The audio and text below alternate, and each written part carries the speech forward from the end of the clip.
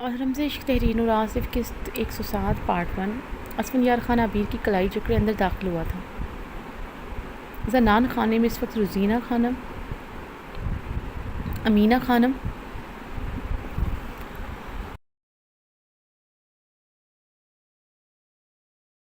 अरबत खान और दुरैद खान भी मौजूद थे। असफंयार खान को देखकर वो सब सोफ़ों से उठे थे।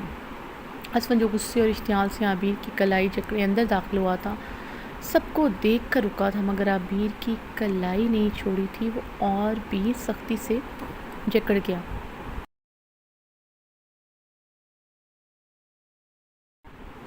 आबिर सबको देखते अपनी नज़रें झुका गई थी। शाल सर से फिसल थी, अब एक शाने पर लहरा रही थी। सिल्की सुनहरी बाल कमर पर लहरा रहे थे। आबिर के हुलिये पर असफन ने इस पर सर सुर्ख निगाह डाली। आज से पहले कभी भी उसके बाल यूँ सबके सामने खुले नहीं देखे थे। वो अपने बाल क्यों खुले रखती थी, ये सोच कर ही असफंयार खान का खून रगों में फिर से भड़का था। आबिर ने असफंयार खान की सर सुर्ख निगाह पर अपनी शाल एक हाथ से सर पर डालते सीने से जकड़ी थी।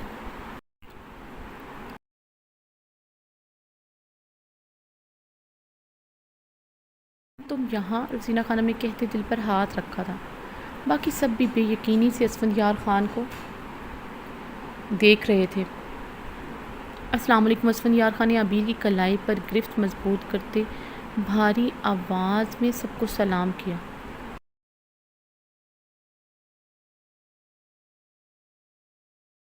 सबकी खामोशी पर असफंयार खान ने अरबत खान को मुखातिब करते सलाम किया। अरबत खान असफंयार खान को खशमीगी निगाहों से घूरते रुख मोड़ गए थे। असफंयार खान का चेहरा सर सपाट हुआ था।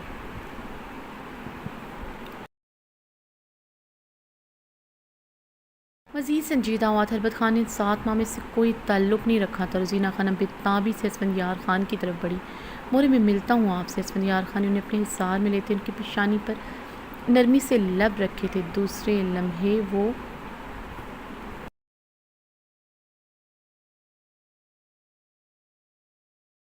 की कलाई को बेरहमी से जकड़े सीढ़ियों की तरफ बढ़ा। अबीर उसकी बेरहम गिरफ्त में खींचती हुई उसके साथ गई थी। शॉल सर से फिसलती कंधों पर आई थी। असफंयार खान तेज़ तेज़ कदमों से सीढ़ियाँ चढ़ा था। असफंयार खान के भारी कदमों का साथ देने के लिए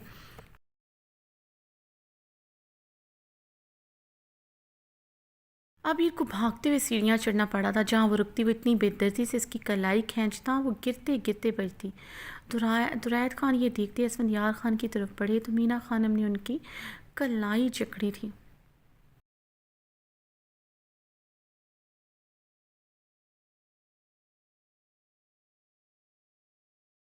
खान असफन शौहर है आबिर का, आपका कोई हक नहीं बनता मियाँ बीवी का मामला में बोलने का। अमीना खानम की कलाई जकड़े का शौहर है इसका, 7 महीने पहले इसको छोड़कर चला गया और अब कैसे हमारा सामने हमारे अब बेटी को ले गया है। दुरैद खान गुस्से से गुरजे थे। जब वो छोड़कर गया तो आप सब ने अपना बेटी का असफन से जान क्यों नहीं छुड़वाया। यह हकीकत है, असफन का आबिर पर हक है, इसलिए आप असफन यार खान को कुछ नहीं कह सकता। मीना खानम ने लिसानियत से कहा। मीना खानम ने लिसानियत से कहा।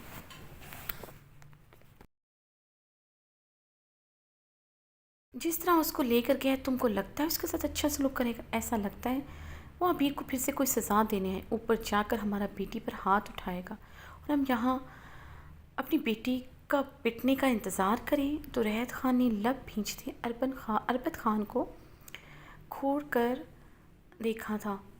दरेद खान शर्मिंदगी से नज़रें झुका के थे। खान वो सज़ा दें या फिर आबिर को कुछ भी कहे, हमको इतना मालूम है असमद आबिर का शौहर है, उस पर हक रखता है। आबिर को वही करना चाहिए जो उसका शौहर उसको कहता है।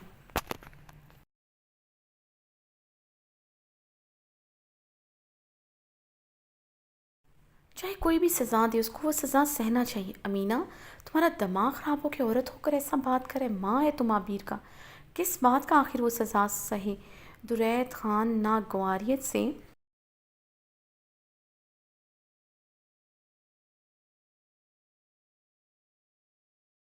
है तो ये सब कह रहे हैं, माँ है तो ये सब कह रहे हैं। शोहर का बिना रहने का सज़ा क्या होता है, वो दर्द आप मर्द लोग नहीं समझ सकता। शोहर का बिना औरत सीधा भी चले तो लोग बोलता है वो उल्टा चल रहा है, औरत का कपड़ों में पड़ा सिलवट तक लोगों को नज़र आ जाता है। इस सिलवट का लोग क्या क्या मायने निकालता है, ये सोच कर ही तुम्हारा हम जैसा लोग ज़िल्लत से मर जाएं।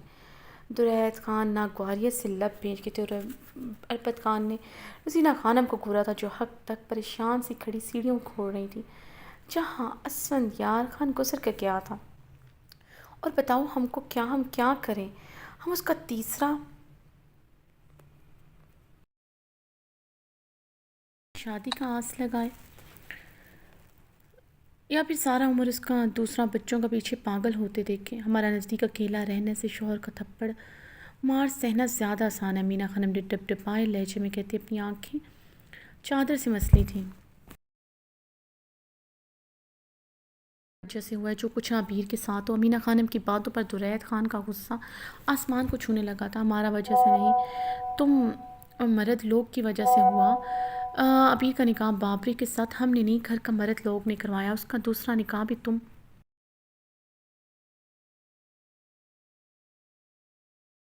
इख्तियार दिया वो फैसला ले सके। अब बताओ, आबिर के पास इख्तियार है वो संदियार खान से तलाक ले सके? जब तक वो देगा नहीं उसे तलाक होगा नहीं। अगर वो खुला भी लेना चाहे तो क्या वो अकेला अदालत में क्या जा सकता है? किस हवेली का मर्द लोग उसको बाहर कदम क्या उस हवेली का मर्द लोग उसको बाहर कदम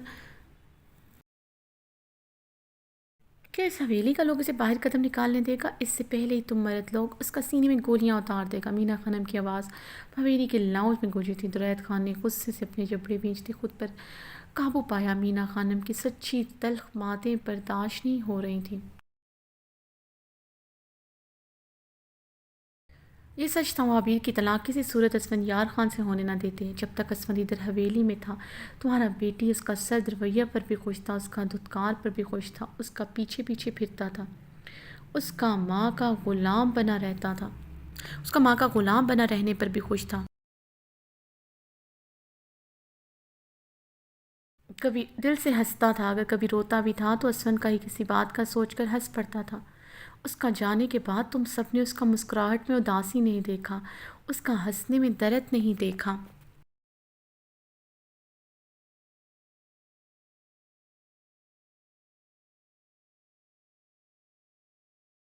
हाल में उसका लड़खड़ाहट नहीं देखा। कैसे देखता? तुम मर्द लोग औरत से ज़्यादा कमज़ोर होता। उसका भाई तक उसकी आंखों में नहीं देखता, कहीं उसका दुख से उनका दिल न फट जाए। तुम लोग से उसका आंखों का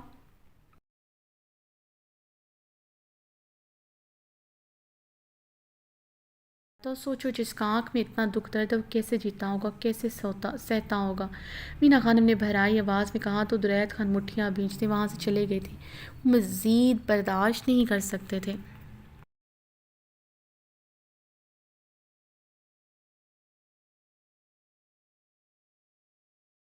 बसत निगाह डालते दुरैत खान के पीछे गए थे। दुरैत खान बड़े भाई थे, उनकी वो आज तक उनके मुकाबले नहीं आए थे। इतना सब कुछ होने के बावजूद दोनों ने एक दूसरे से एक लफ्ज़ नहीं कहा था, मगर उनके ताल्लुकात में सच मोहरी सी आ गई थी।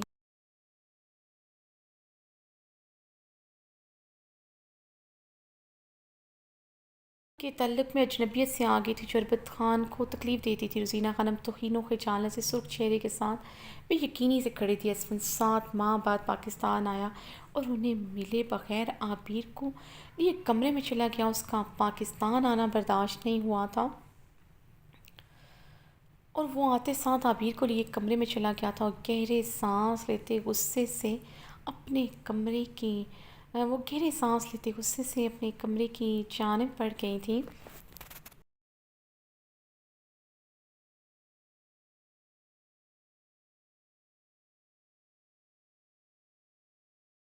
दाखिल होते ही अबीर को बुरी तरह धक्का दिया, औंधे मुंह बेड पर जा गिरी थी।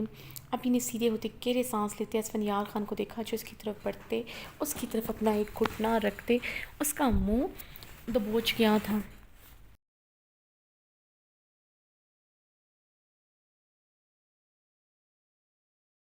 तुम्हारी मेरी बात के ख़िलाफ़ जाने की, किसी गैर मर्द की हवेली में रात गुजारने की असफंद उस पर झुके को राया था। इतनी इतनी बात पर आप पाकिस्तान आने लगे तो आपको अपना प्राइवेट जेट लेना पड़ेगा, क्योंकि आप आए रोज़ आपके पाकिस्तान में चक्कर लगते रहेंगे।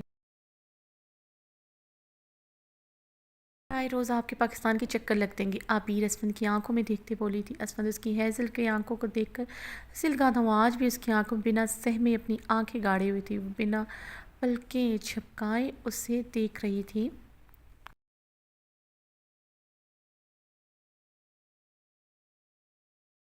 यानी तुम रोज़ रोज़ उसकी हवेली जाओगी? असफंद उसका जबड़ा तैशो इश्तियाल से ख़तरनाक हद तक दबोच गया था। असफंद यार खान का बस नहीं चल रहा था। मुकाबिल के टुकड़े टुकड़े कर डाले। वो गेट पर जिस हुलिये में खड़ी थी और दारिम खान कैसे उसकी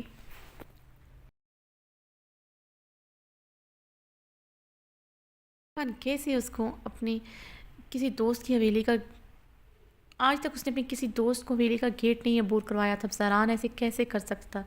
एक गैर मर्द को हवेली का रास्ता दिखा दिया और उसकी बीवी उसकी औरत को उस दारम खान की हवेली में लेकर गया। ज़रान को इस बात की सख्त सज़ा देने आया था, मगर इससे पहले उस नाजुक वजूद के बखिए उधेड़ना चाहता था ताकि वह उसकी गैर मौजूदगी में कमरे से भी निकलते हुए हज़ार बार सोच कर भी निकल ना सके। उसकी टांगों में अपना घुटना बेदर्दी से मसलते अपनी खुरदरी उंगलियां उसके नाजुक गालों में खबो गया था गालों में खबो गया था। अबी ने दर्द से आंखें मीचते सिसकी ली थी। अबी ने पूरी कुव्वत से अपने दोनों हाथों से अपना जबड़ा छुड़वाने की नाकाम सही की। असफर ने बेदर्दी से अपना घुटना उसकी टांगों में रख कर दबाया था। अबीर उसकी गिरफ्त में फड़फड़ा कर रह गई थी।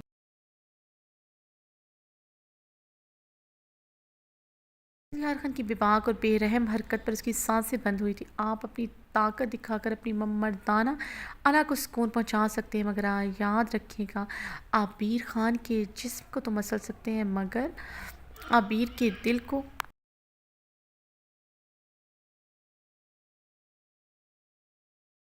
नहीं दुखा सकते। अभी ने बमुश्किल लफ्ज़ अदा किए थे। दिल भी दुखेगा मगर धड़कने के काबिल नहीं रखे रहेगा। ऐसी सिफाकी दिखाऊंगा वहाँ। असफन ने उस पर अपनी तपश ज़दा सांसें छोड़ते उसके जबड़े पर अपनी गिरफ्त मज़ीद सख्त की।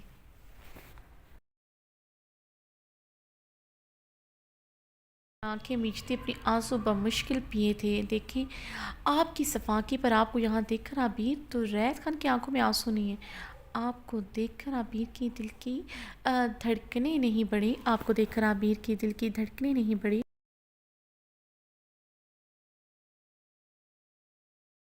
यार खान के लिए कुछ नहीं रहा। आबिर खान अब आपकी नहीं रही, क्योंकि आबिर खान गैर महरम के मतलब न सोचती है न उसे दिल में रखती है। आबिर दिल से आपको तलाक दे चुकी है। अब आप मेरे लिए गैर महरम हैं। अब आप मेरे लिए गैर महरम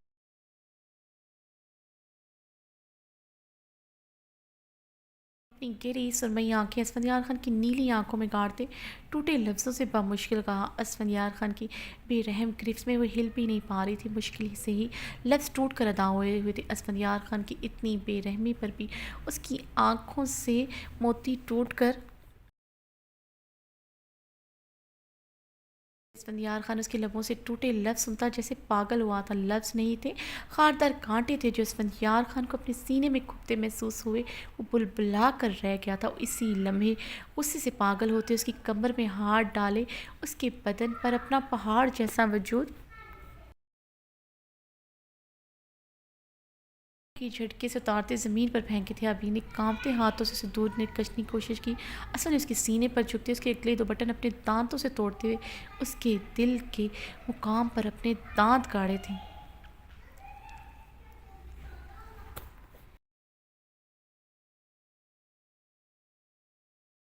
पर बेरहमी पर सिसकी ली थी जिसे उसने अपने लब दांतों तले दबाए रोकी थी। उसकी बेरहमी से दांत काटने पर उसने आंसू अंदर उतारे थे। आज इन आंसुओं को उसने नहीं बहने देना था।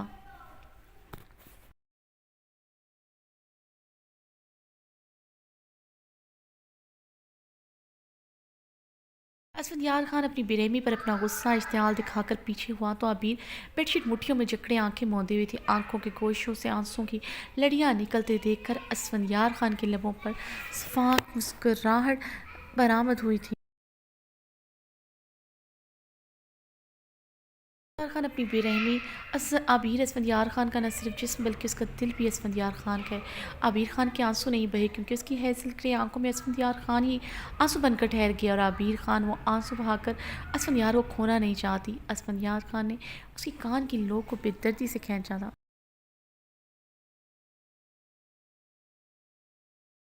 उसे अपने सीने पर मुंतकिल किया था। खो तो चुकी हूँ आपको आज से 7 माह पहले, जब आप मुझे छोड़ कर गए थे, जब मुझे बदले के तौर पर इस्तेमाल किया था, जब मुझे इश्क करने की सज़ा दी थी।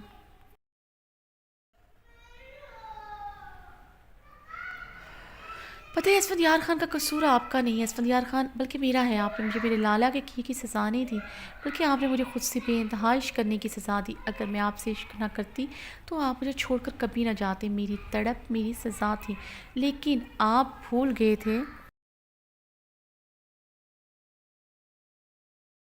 और जुनून की आखिरी हद मौत होती है, और आपकी आबिर मर चुकी है। आबिर के दिल में असफंदियार खान की मोहब्बत मर गई। आबिर असफंदियार खान की शिट मुट्ठियों में जकड़े इसकी नीली आंखों में देखते बोली थी।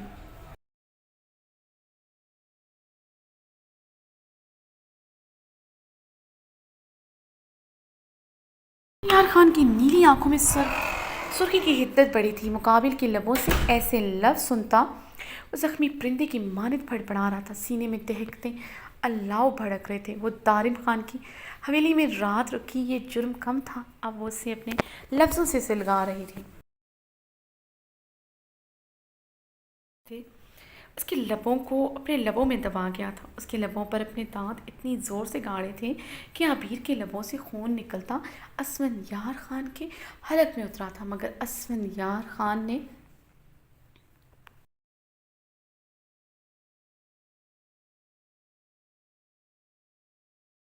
उसकी सांसों को जकड़े हुए तो उसकी शर्ट मुट्ठियों में जकड़ी उसकी शिद्दत बर्दाश्त करती उसकी कमर को इतनी बेरहमी से जकड़ा हुआ था, उसकी गिरफ्त में हिल भी नहीं पा रही थी। वो उससे और भी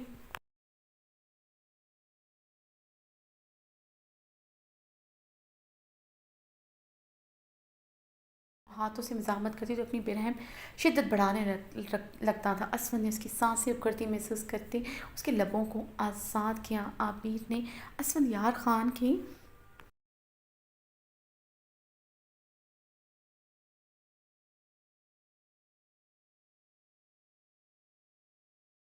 आंखों में देखते गहरे सांस लिए थे।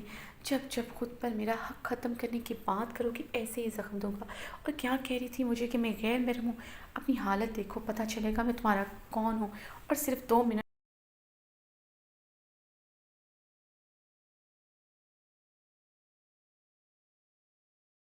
2 मिनट लगेंगे तुम्हारी हालत गैर करने के, फिर तुम्हें एहसास होगा तुम किसकी मलकियत हो। तुम्हारे पूर पर असफंदियार खान का हक है। असफंदियार खान ने इसकी सहमी लबों को बेदर्दी से अपने अंगूठे से मसलते हुए उसके हुलिये पर अपनी निगाहें गाड़े इस्तेज़ाया लहजे में कहा,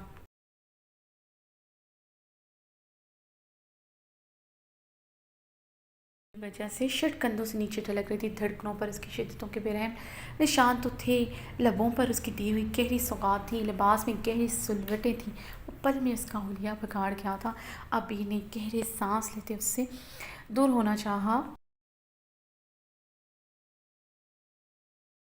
उसको कमर से जकड़े से अपने सीने से लिपटा गया था। उसकी नाज की अपने सीने पर महसूस करते उसे मज़ीद खुद में भींच कर उसे बावर करवाया था उस पर कितना गहरा हक रखता है। अभी ने भीगी आंखों से इसफंदियार खान को देखा, जो ज़ुमानी इस्तेज़ाया अंदाज में उसे देख रहा था।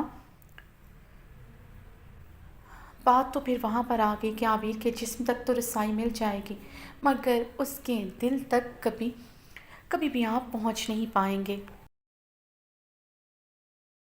वायद दर्द से हिचकी ली थी।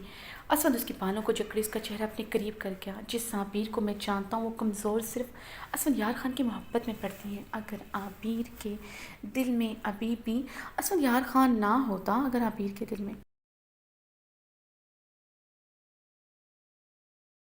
असफंदियार खान ना होता, वो असफंदियार खान को अपने इतने करीब भी ना आने देती। जो लड़की पहली रात में अपने शौहर को चाकू मार सकती है और फिर बड़ी बहादुरी से उसी शौहर की आंखों में आंखें डालकर ख़ुद को सौंप सकती है, इतनी कमज़ोर नहीं हो सकती।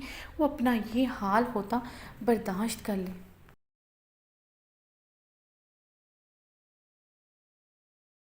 मतलब वो आबिर खान, असफंद खान की गुर्बत उसकी बाहों के लिए मरी जा रही है। असफंद उसकी हैज़ल आंखों में आंखें गाड़ी इस्तेज़ाया मुस्कुराया था असफंद की बात पर। आबिर की हैज़ल ग्रे आंखों का गुलाबी पन बड़ा था। असफंद उसकी हैज़ल ग्रे आंखों में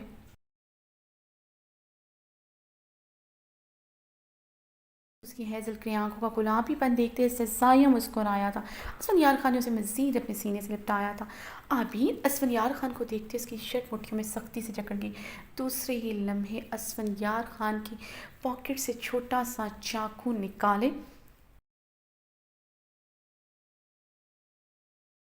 के खुले बटनों के सीने पर मार चुकी थी। असफंद खान के हलक से चीख बरामद हुई थी। आबिर की कमर पर उसकी गिरफ्त कमज़ोर हुई थी। आबिर उसकी गिरफ्त से निकलते बेड से उतरी। असफंद ने लब दांतों तले दबाए अपने सीने पर हाथ रखते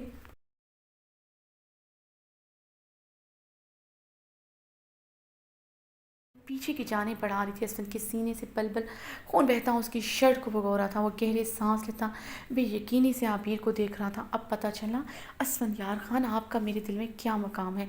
अगर इस चाकू की जगह पिस्टल भी होती, मैं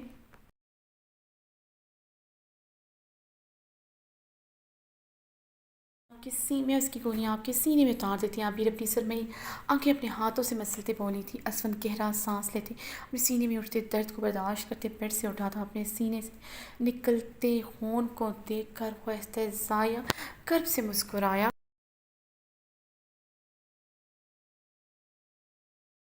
काबिल से चाकू का जख्म खाकर सिर्फ कलाई में दर्द हुआ था, आज सीने में चाकू खाकर दिल में भी शदीद दर्द हुआ था। आपने मुझे आज इस मुकाम पर ला खड़ा किया है जहाँ मेरे दिल में आपके लिए कुछ नहीं बचा। पहली रात आपकी कलाई में चाकू मारा था, आज आपके मार्जिन दे दिया था उस रात। आज आपके सीने में उतारा, उस रात आपको शौहर होने का मार्जिन दे दिया था, मगर आज आपके सीने में चाकू उतार कर साबित किया है मैं बाप को अपने शौहर का दर्जा भी नहीं देती। आप बीर पीछे को होते दीवार में समाई कर आई थी। हैज़ल ग्रे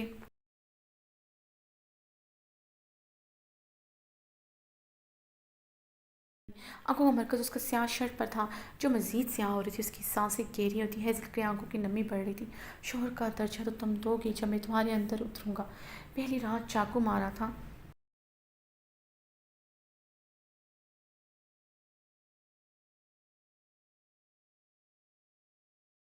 आगे का प्रोसेस भी याद होगा तुम्हें। उस रात बिस्तर पर तुम्हारी तस्लील नहीं की थी, मगर आज करूँगा। असद उसकी तरफ बढ़ते उसके बाद मुट्ठी में दबोच गया था। आबिर की सुरमई आंखें उसके सर्द सुर्ख चेहरे पर नहीं, उसकी स्याह शर्ट पर थी जो दूर से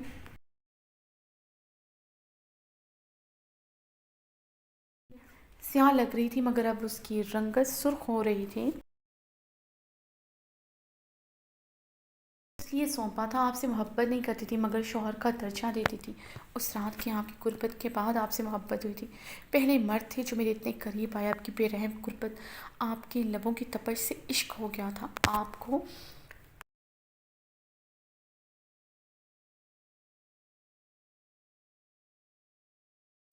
इसलिए खुद को सौंपती रही। मैं तो सिर्फ खुद को आपकी औरत समझती थी जिस पर सिर्फ आपका हक था। फिर चाहे आप मेरे साथ कुछ भी करते, क्योंकि आपका सुकून बनना चाहती थी। ये जिस्म ही था मेरे पास आपको देने के लिए, आपको अपना बना कर रखने के लिए।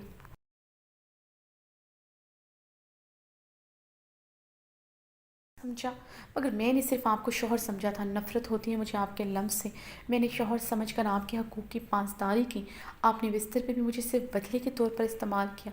नफ़रत है मुझे आपसे। आबिर ने अपने होंठ सख्ती से रगड़े थे।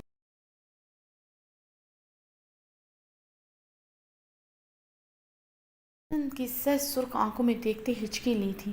जब जब मेरा लम्स बटाती हो ना, जानती हो ना मैं क्या करता हूँ तुम्हारे साथ। असफंद उसकी बातों पर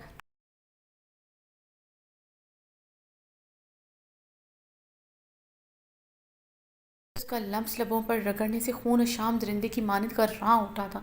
दर्द सीने में लगे जख्म पर नहीं उठ रहा था, मुकाबिल की बातों से उसका वजूद जैसे जख्मों से चूर हुआ था।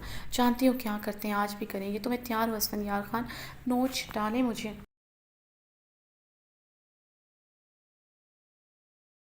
ये ले तैयार हुआ। आबिर ने अपना गला दोनों हाथों से बेदर्दी से चाक किया।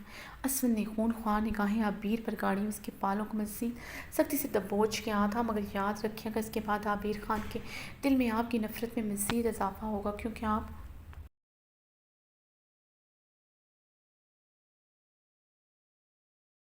नफ़रत का दर्जा रखती हैं। आबिर उसकी आंखों में देखते कर रही थी।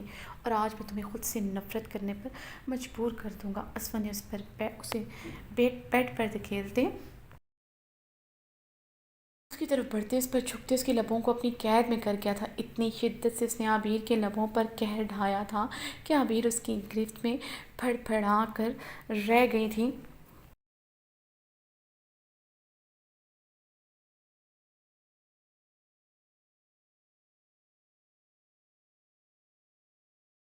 वो आबिर के चाकू मारने का गुस्सा नहीं उतारा था, उसके लबों से अपनी ये नफरत सुनकर पागल होता अपने आवाज़ से खो रहा था। आबिर के ज़ख्मी लबों को नया ज़ख्म देकर पीछे हुआ तो आबिर भीगी सहमी आंखों से असफंयार खान को देख रही थी। इतनी शिद्दत, इतना कहर उसने उसके लबों पर ढाया।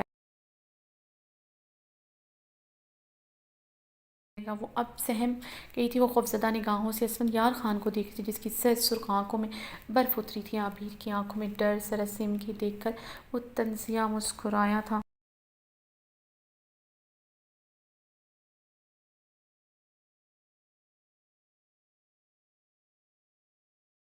थी निकल गई, इतनी बहादुरी का मुजाहरा किया था, अब आगे भी करती। मेरी खूबसूरत हसीना, असफर ने तज़ाई अंदाज में लफ्ज़ चबाए थे। निकाह की रात तुम्हें छूने का मेरा कोई इरादा नहीं था, मगर तुम्हारे चाकू मारने के बाद तुम जैसी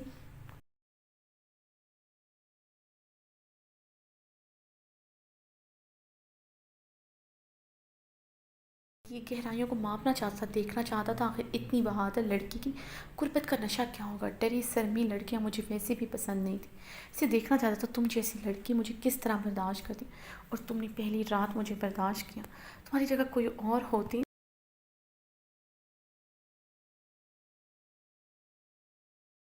इम्प्रेसिव, बहुत इम्प्रेस हुआ था। तुम्हारी बिस्तर पर तस्लील नहीं की थी, मगर तुम पर फूलों की बरसात भी नहीं की थी, फिर भी तुम्हें मेरी बेरहम सफाक शिद्दतों से मेरी गुर्बत से प्यार हो गया। तुम सच में कमाल हो मिसेस असफंदियार खान, तुम सच में अलग हो। मिसेस असफंदियार खान उसकी डरी सहमी आंखों में देखते सरगोशी कर गया था। अभी ने हिचकी लेते आंखें मोदी थी। मगर तुम मुझे खुद को ना सौंपती, मैं कभी तुम्हारे करीब ना आता। असफंदियार खान ने उसके लबों पर नरमी से अपने लब रखे थे।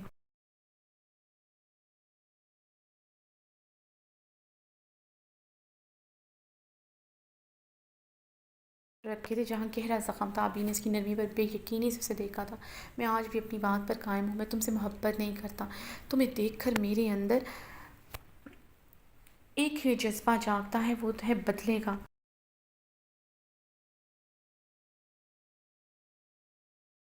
मगर एक और जज्बा भी उठता हुआ है, जज्बा है हसद और रकाबत का, जब मैं तुम्हें किसी और के साथ देखता हूँ, चाहे वो एक 7 साल का बच्चा ही क्यों ना, और तुम इस तारिब खान के साथ खुली चेहरे के साथ गई सामने उसकी हवेली में रखो, सोचो मेरा क्या हाल हुआ होगा।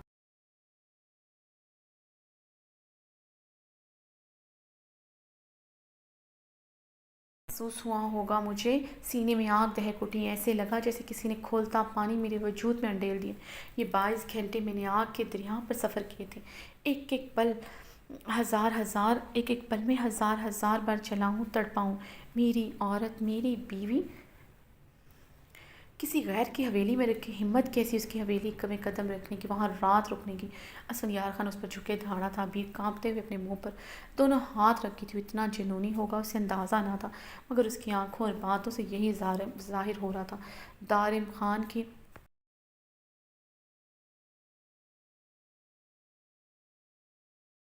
हवेली में जाना उसके लिए छोटी बात नहीं थी। तुम सारी उम्र रोती सी सकती मैं कभी पाकिस्तान ना आता, लेकिन मैं आया हूँ, इसलिए दूर रहना उस बराक और दारिम खान से, वरना तुम्हारे चीथड़े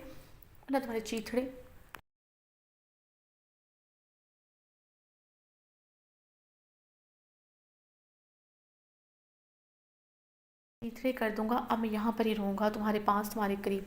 जो सज़ा तुम्हारे ज़रिए तुम्हारे लाला को देनी थी, अब वो तुम्हारे लाला को दूंगा। इस बार मेरा अहद कोई भी नहीं तोड़ सकता, ना मेरी दोस्ती और ना तुम्हारे आँख के आंसू। मरूंगा या मार दूंगा।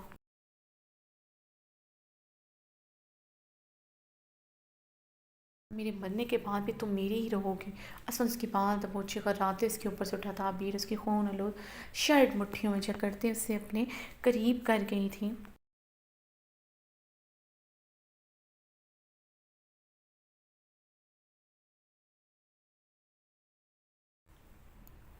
मेरे लाला को आप एक आँच नहीं पहुँचाएंगे असमत यार खान। जो बदला लेना है मुझसे ले। मेरे सीने में गोलियाँ चलाएं, अपनी कुर्बत से सज़ा देनी है। नहीं, मैं उफ़ नहीं करूँगी। मेरी जितनी तस्लील करनी है करें, मगर मेरे लाला को कुछ नहीं, क्योंकि मेरे लाला जान है मेरे।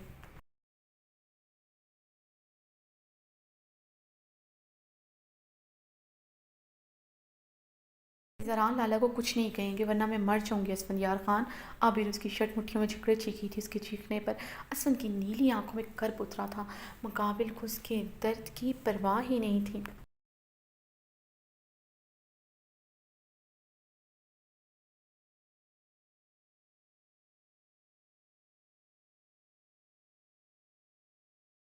खून आलूद शर्ट मुट्ठियों में जकड़ी थी, जिससे उसके हाथ खून से रंग चुके थे। अपने लाला से इतनी मोहब्बत करती थी। असफंदियार खान कर्ब से जला था। ज़रान खान ज़्यादा से भी आज उसे जलन हुई थी। मुकाबिल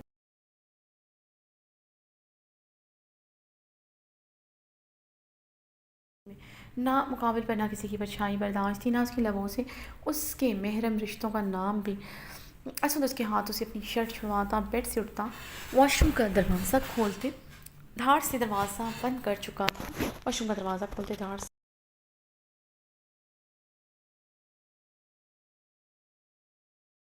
यार खान मेरे लाला को कुछ नहीं कहेंगे आप, वरना अबीर मर जाएगी। मेरे लाला को आपने एक आँच भी पहुँचाई, मैं अपनी जान दे दूँगी। असफल यार खान अबीर वॉशरूम का दरवाज़ा बंद दरवाज़ा खटखटाते चीख रही थी।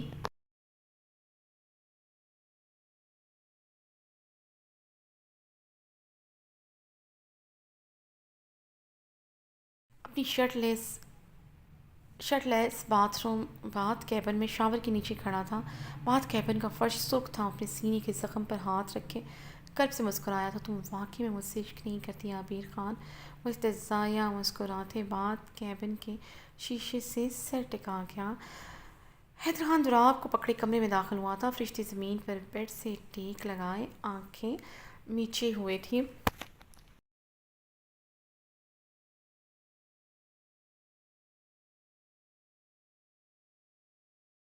आरिस को छू रही थी। हैदर खान उसकी आरिस पर अपनी उंगलियों के निशान और होंठ पर ज़ख्म देखते अपने जबड़े बुरी तरह भींच गया था।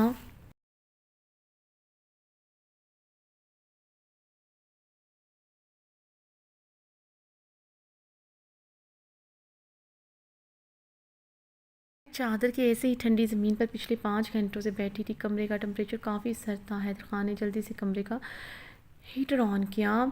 वो दराब को कहीं सर्दी न लग जाए, वो परेशान हुआ।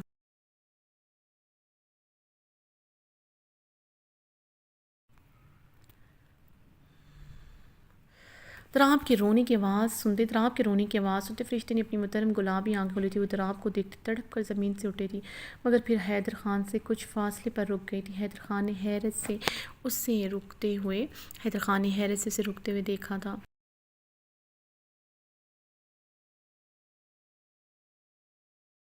भूख लगी, इसे फीड कराओ। हैदर खान ने उसकी भीगी गुलाबी आंखों को बगौर देखते सर लहजे में हुक्म दिया।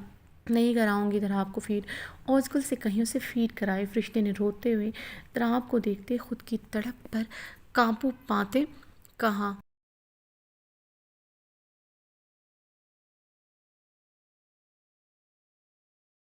तुम जानती हो इसकी क्या हालत होती है, फीड ना मिलने पर अपनी सांसें रोक लेता है। हैदर ने खुद के इश्तियाल पर काबू पाते कहा। फरिश्ते से इस जवाब की उम्मीद नहीं थी। उससे कहीं ज़्यादा तो उसकी सांसें दराब में बसती थीं।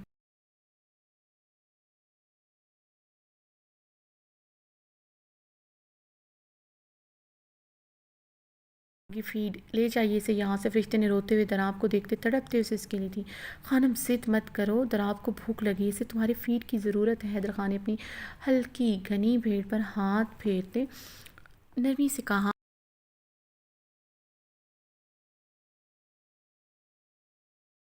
उसे इस वक्त सिर्फ दराब की फ़िक्र थी। फरिश्ते इसे फीड करा सकते, इसके पास और कोई मुतबादल नहीं था। और फरिश्ते ज़िद कर रही थी।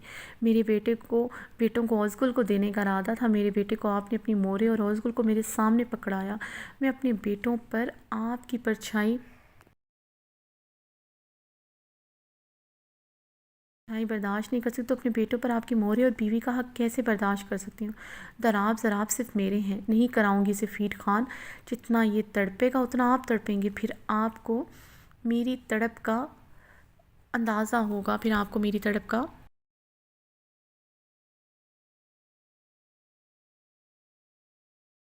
अंदाज़ा होगा। फरिश्ते रोते हुए अटल ज़िद्दी लहजे में बोले, ठीक है, मत कराओ, मैं इसके लिए डब्बे का दूध का बंदोबस्त करता हूँ, आदत हो ही जाएगी इसी। हैदर खान ने रोते हुए दराब को सीने से लगाया था।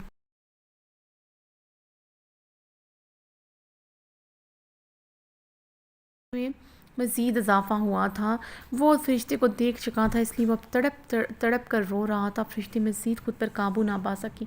हैदर खान से जल्दी से दराब को पकड़ते अपने सीने से लगा गई थी।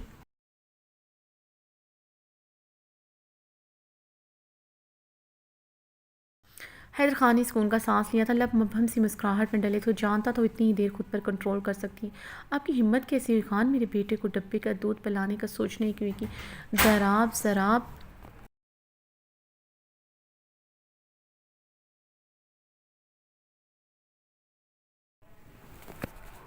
दराब ज़राब सिर्फ मेरा फ़ीड करेंगे, सुना आपने? फरिश्ते दराब को सीने से लगाए कर आई थी। खानम, इतनी मोहब्बत करो अपने बेटों से जितनी मैं बर्दाश्त कर सकूँ। तुम्हारा खान तुम्हारे लिए बहुत पॉजिटिव है। अपने ही बेटों से क्यों रकाबत महसूस करवाने पर तुली हो हैदर खान?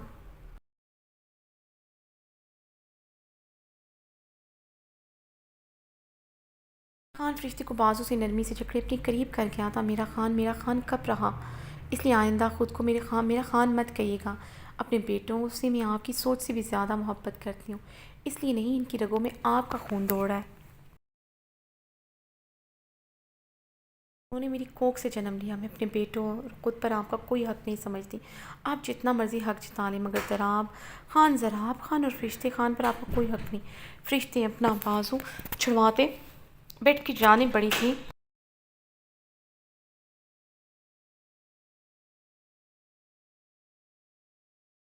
दराब को सीने से लगाए बेड की जाने बढ़ी। हैदर खान ने फरिश्ते की बातों पर गहरे सांस लेते व मुश्किल अपने गुस्से पर कंट्रोल किया था। फरिश्ते ने ज़मीन से चादर उठाते हुए बेड पर बैठते दराब को अपने गोद में लिए अपने ऊपर अच्छी तरह शॉल डाले, खुद को कवर किया।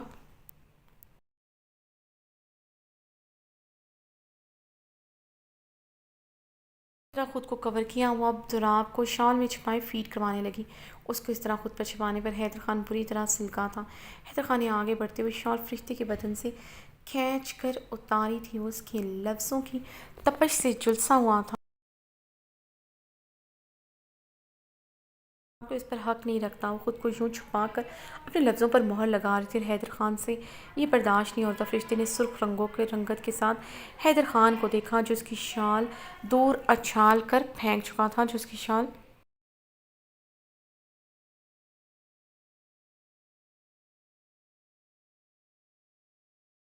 के लब कांटे थे। रंगत में ख़तरनाक हद तक सुर्खियाँ घुली थी। ना वो दराब को फीड करवाना बंद कर सकती थी, ना हैदर खान की बेबाक गहरी निगाहों से खुद को छुपा सकती थी।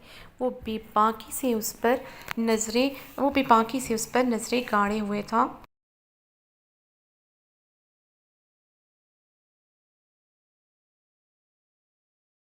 फरिश्ते ने अपने लब पूरी तरह काट दी, अपनी नज़रें झुकाई, अपनी शर्ट थोड़ी नीचे की। राब को ये मुदाखलत पसंद नहीं आई तो फीड छोड़ता गला फाड़ कर रोने लगा था। फरिश्ते ने जल्दी से शर्ट ऊपर करते से खुद के साथ लगाए तो फीड करवाया।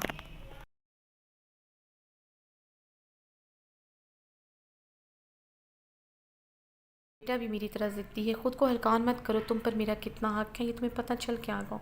आदत डाल लो मेरे सामने ही फीड कराने की। हैदर खान इसके सामने सोए पर बैठते टांग पर टांग जमाई थी।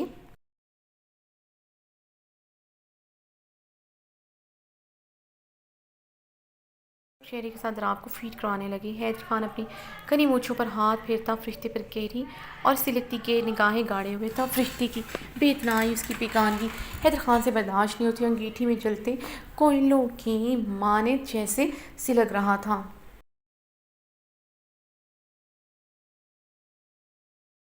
इतना ऐसा उसके साथ रही बेइंतहा फर्माबरदारी देखी थी अपनी खानम की। फरिश्ते को आधी रात को सजदों में खुद का नाम लेते रोते हुए देखा तो उसे पाने के बाद भी खुदा से उसे मांगती थी। सोते में अपने चेहरे पर फरिश्ते के नर्म लबों की फुहार महसूस की थी।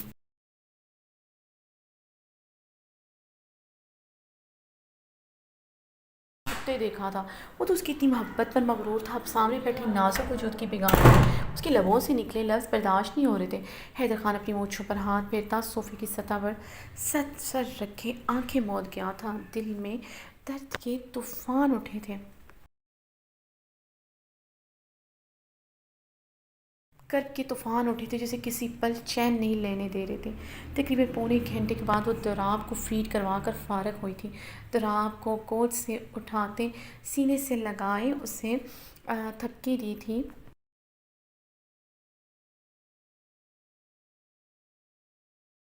फिर से रोने लगा। क्या हुआ खानम, इसका पेट नहीं भरा? हैदर खान ने फरिश्ते के जर्द चेहरे को बगौर देखते पूछा। माँ का पेट नहीं भरा होगा तो बच्चे का कैसे भरेगा? पिछले 5 घंटों से हैदर खान ने अपने बेटे की माँ को कैद में बेटों की माँ को कैद में भूखा प्यासा रखा हुआ था। हैदर खान सच में सच में ज़ालिम है। अपने बेटों की परवाह मगर उन बेटों की माँ की नहीं। फरिश्ते ने दराब को थपकते सीने से लगाई संजीदगी से शिकवा के ना लहजे में कहा। उसके मासूम से शिकवे पर हैदर खान के लबों पर मुस्कुराहट नामोदार हुई थी। उसकी खानम आज भी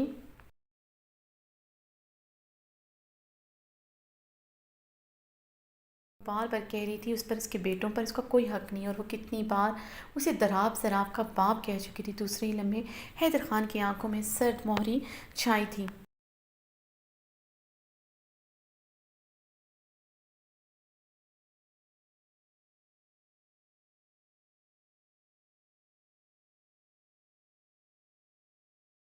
का नाम निकलता याद आया था, उसका हाथ किसी गैर महरम की कलाई को छूता याद आया था। हैदर खान की आंखें पल में लाल अंगारा हुई थी। अपनी मुट्ठियाँ भींचते दरवाजे की जाने बढ़ा कर वो कुछ देर और फरिश्ते के सामने रहता तो यकीनन उसे तकलीफ देता जो वो नहीं चाहता था। रुकिए खान, फरिश्ते की आवाज़ पर उसके भारी कदम ठहरे थे। फरिश्ते तराब को बेड पर लगा लटाए हैदर खान के मुकाबिल आन खड़ी हुई थी। फरिश्ते तराब को बेड पर लटाए हैदर खान के मुकाबिल आन खड़ी हुई थी।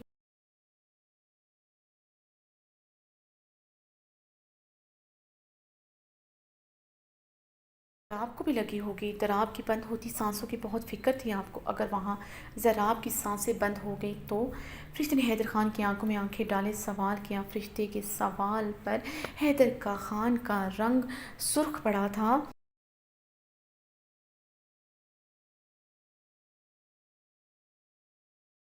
दिल में दर्द की लहरें उठी थी। ज़राब के लिए वो शिद्दत से तड़पा था। अपने ज़राब को लेने जा रहा हूँ मैं, कुछ ही देर में हमारा ज़राब भी हमारे पास होगा। कुछ ही देर में हमारा ज़राब भी हमारे पास होगा।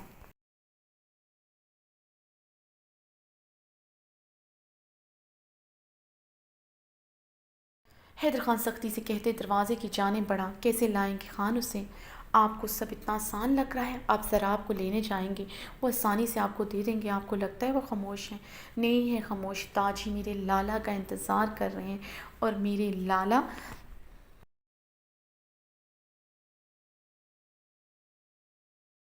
नहीं होंगे। मेरे लाला की बर्दाश्त को अक्सर लोग उनकी कमज़ोरी समझते हैं। उनकी कमज़ोरी उनके रिश्ते हैं जिनसे वो मोहब्बत करते हैं। जिस शाहनवाज़ का नाम आप मेरे लबों से सुनकर तड़प गए हैं वो पिछले 8 महीनों से बिस्तर पर है।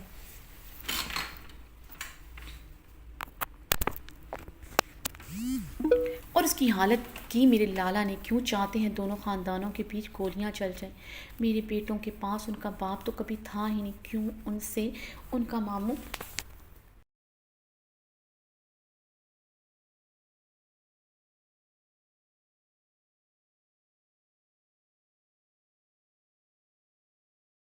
क्यों उनसे उनका मामू भी छीनना चाहते हैं? फरिश्ते ने रोते हुए कहा। तुम्हें अपने लाला की फ़िक्र है, मेरी नहीं खानम। तुम्हारे कहने ना कहने से क्या होगा? दराब जरा मेरे बेटे हैं। शाहनवाज था गलीज़ इंसान, मैं हैदर हाकिम ख़ान हूँ। मुझे मारना इतना आसान नहीं है। मेरी जान से बढ़कर अहमियत रखते हो तुम, और तुम तीनों में मेरी जान बसती है। गोलियां मैं तुम्हारे लाला के सीने में उतारूंगा अगर कोई भी मेरे बेटे और मेरी खानम के बीच आया। हैदर खान एक एक लफ्ज़ चबाते कर आया था।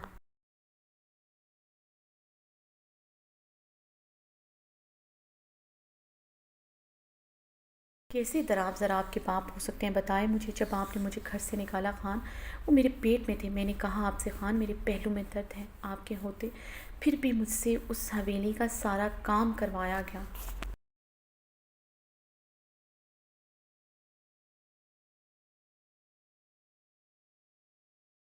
आपसे दर्द की शिकायत की आपने मुझे उतना ही बिस्तर पर भंबोड़ा, क्योंकि उस रात आपने ओज़गुल से निकाह करने की हामी बनने पर अपना गम गलत मेरे जिस्म के साथ खेल कर करना था। खाना आप भूल ही गए थे।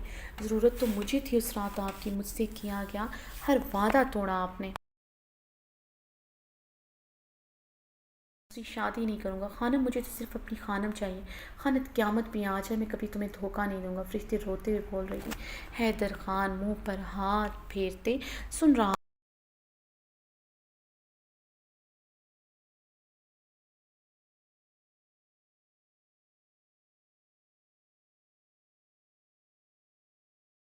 रात कहा खानम मेरी मोरी की हर कड़वी बात सुन लेना। मैं हर बात का मदावा करूँगा कमरे में आकर। हर वादा तोड़ा खान, मगर ये वादा नहीं तोड़ा आपने तो अपनी दूसरी शादी का मदावा भी कमरे में आकर बिस्तर पर किया था। फरिश्ते यकदम चीखी थी। हैदर खान ने लब भींचते उसे देखा था। मुझे तो खान आपने एहतजाज का भी हक नहीं दिया, इतना हक नहीं दिया मैं आपके सीने के साथ लगे दो आंसू बहा लूँ। क्यों खान, क्यों किया, क्यों खान, क्यों किया मेरे साथ ऐसा।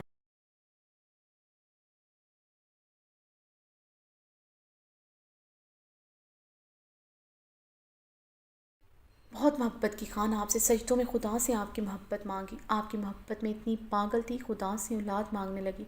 पता था मैं बाँझ हूँ, कभी नहीं औलाद मांगी थी मैंने। अपनी किस्मत पर समझौता कर लिया था। अब मैं बाँझ हूँ, मुझे औलाद नहीं हो सकती। शाहनवाज के साथ पाँच रहते हुए इन 5 सालों में कभी औलाद नहीं मांगी। खानम अब एक बार उसका नाम लिया। कसम खाता हूँ दराब ज़राब की तुम्हें ज़िंदा ज़मीन में गाड़ दूंगा। हैदर खान उसके बाल गद्दी से पकड़ते गर्राया था।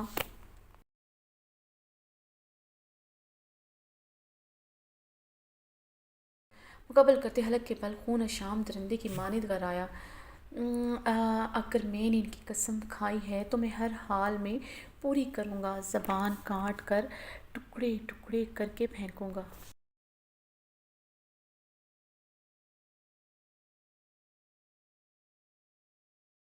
अब किसी गैर मर्द का नाम लिया।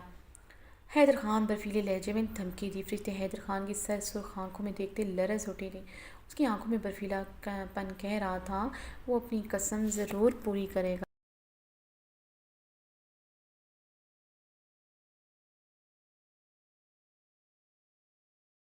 क्योंकि खान उसका नाम कभी भी, क्योंकि वो फरिश्ते के लिए कोई अहमियत रखता है नहीं। फरिश्ते के लिए कोई अहमियत रखता है वो सिर्फ हैदर हाकिम खान है, जिससे फरिश्ते आज भी पागलों की तरह मोहब्बत करती हैं। अपने दराब शराब में अपने हैदर खान को देखती।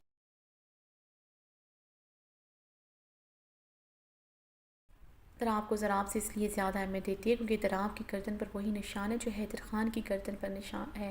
वो घंटों नरमी से इस निशान को चूमती है। हैदर खान बेवफा हो सकता है मगर हैदर खान की खानम नहीं। फरिश्ते रोते हुए हैदर खान की शर्ट मुट्ठियों में जकड़ गई थी।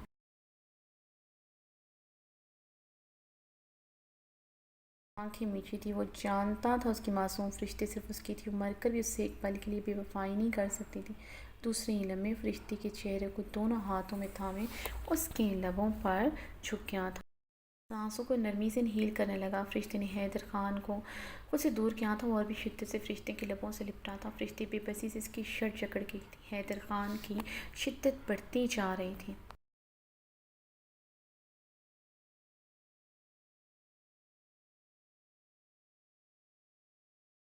काफ़ी देर बाद फरिश्ते को छोड़ा तो फरिश्ते गहरी सांस लेते पीछे की जानिब कदम बढ़ा के थे। नहीं खान, फरिश्ते इतनी मोहब्बत करने के बावजूद आप कभी आपके पास नहीं आएगी। मैं अपने बेटों को लेकर आपसे दूर चली जाऊंगी।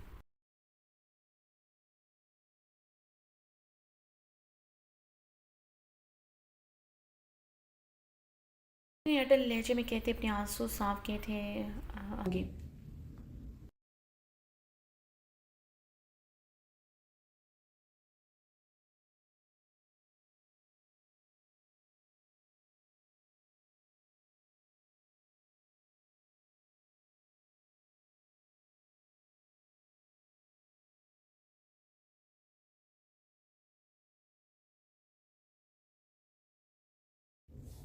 फरिश्ते ने अटल लहजे में कहते अपने आंसू साफ किए थे, ये फैसला तुम नहीं करोगे खानम, ये फैसला मैं करूँगा। और तुम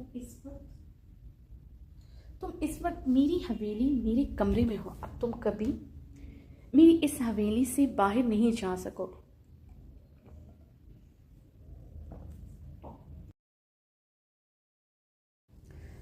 कभी तुम मेरी इजाज़त के बगैर कदम नहीं निकालोगे। हैदर खान ने लब भींचते अटल लहजे में अपना फैसला सुनाया। आप मुझे यहाँ रोकने का हक खो चुके हैं खान, या फिर आप सोच रहे हैं मैं वही खानम हूँ जो आपके हुक्म पर जान देती थी। ये आपकी भूल है। आपसे मोहब्बत करना मेरे बस में नहीं है, मगर आपसे दूर रहना मेरे इख्तियार में है। फरिश्ते ने अपने आंसू साफ करते अपनी चादर ज़मीन से उठाते अच्छी तरह खुद पर ओढ़ी थी।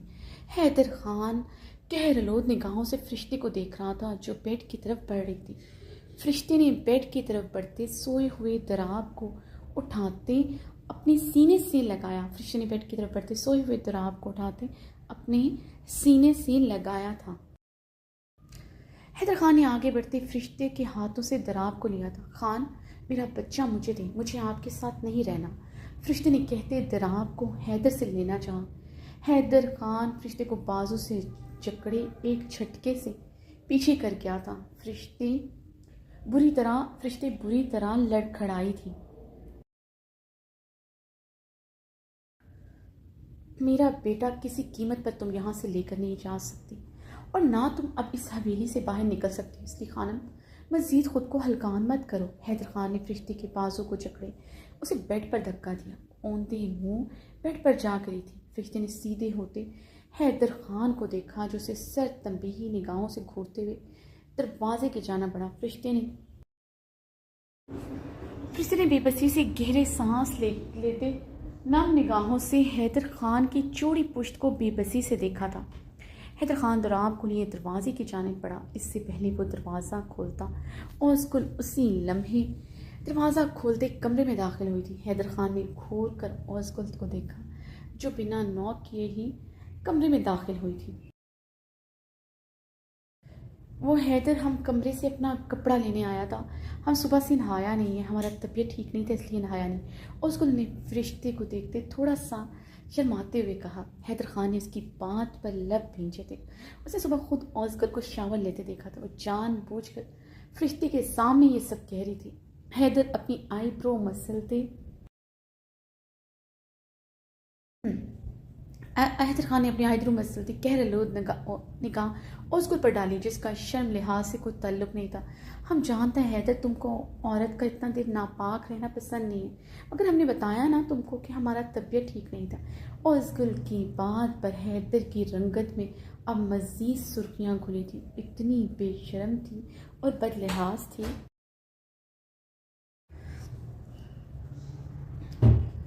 हैदर ने अपनी हल्की घनी बेड पर हाथ रखते फरिश्ते को एक नज़र परेशानी से देखा जो बेड पर बैठी गुलाबी आंखों से उसे देख रही थी। उसके देखने पर निगाहें फेर गई और उस गुल ने जो आग लगाई थी वो लग चुकी थी। जो फरिश्ते की सुर्ख चेहरे और भीगी आंखों से बखूबी अयां था। वो मुश्किल ही खुद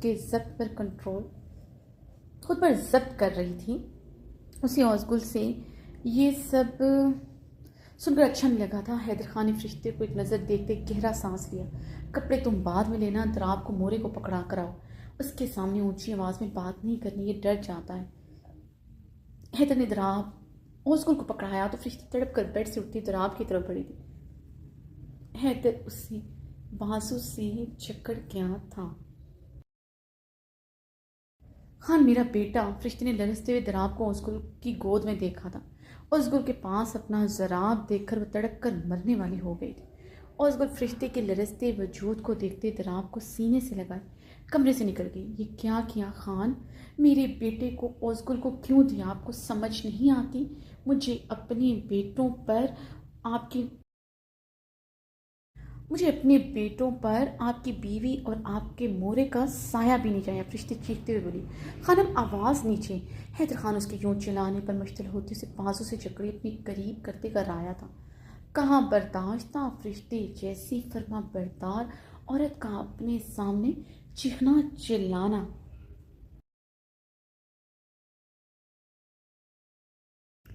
क्यों खान, क्यों आवाज़ नीचे करूं? मुझे बिना कसूर के आपने थप्पड़ मारा और मुझे 5 घंटों से आपने इस कमरे में कैद करके रखा है। मेरे ज़राब को मुझसे दूर किया है, अब मेरे दराब को भी दूर करना चाहते हैं और मुझसे चाहते हैं मैं आवाज़ भी ना निकालूं।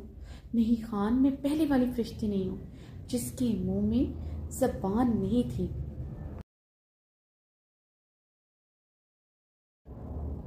फरिश्ती हैदर खान की आंखों में देखते सपाट लहजे में बोली, क्या फ़र्क आ गया अब खानम? ज़रा वजाहत दो मुझे।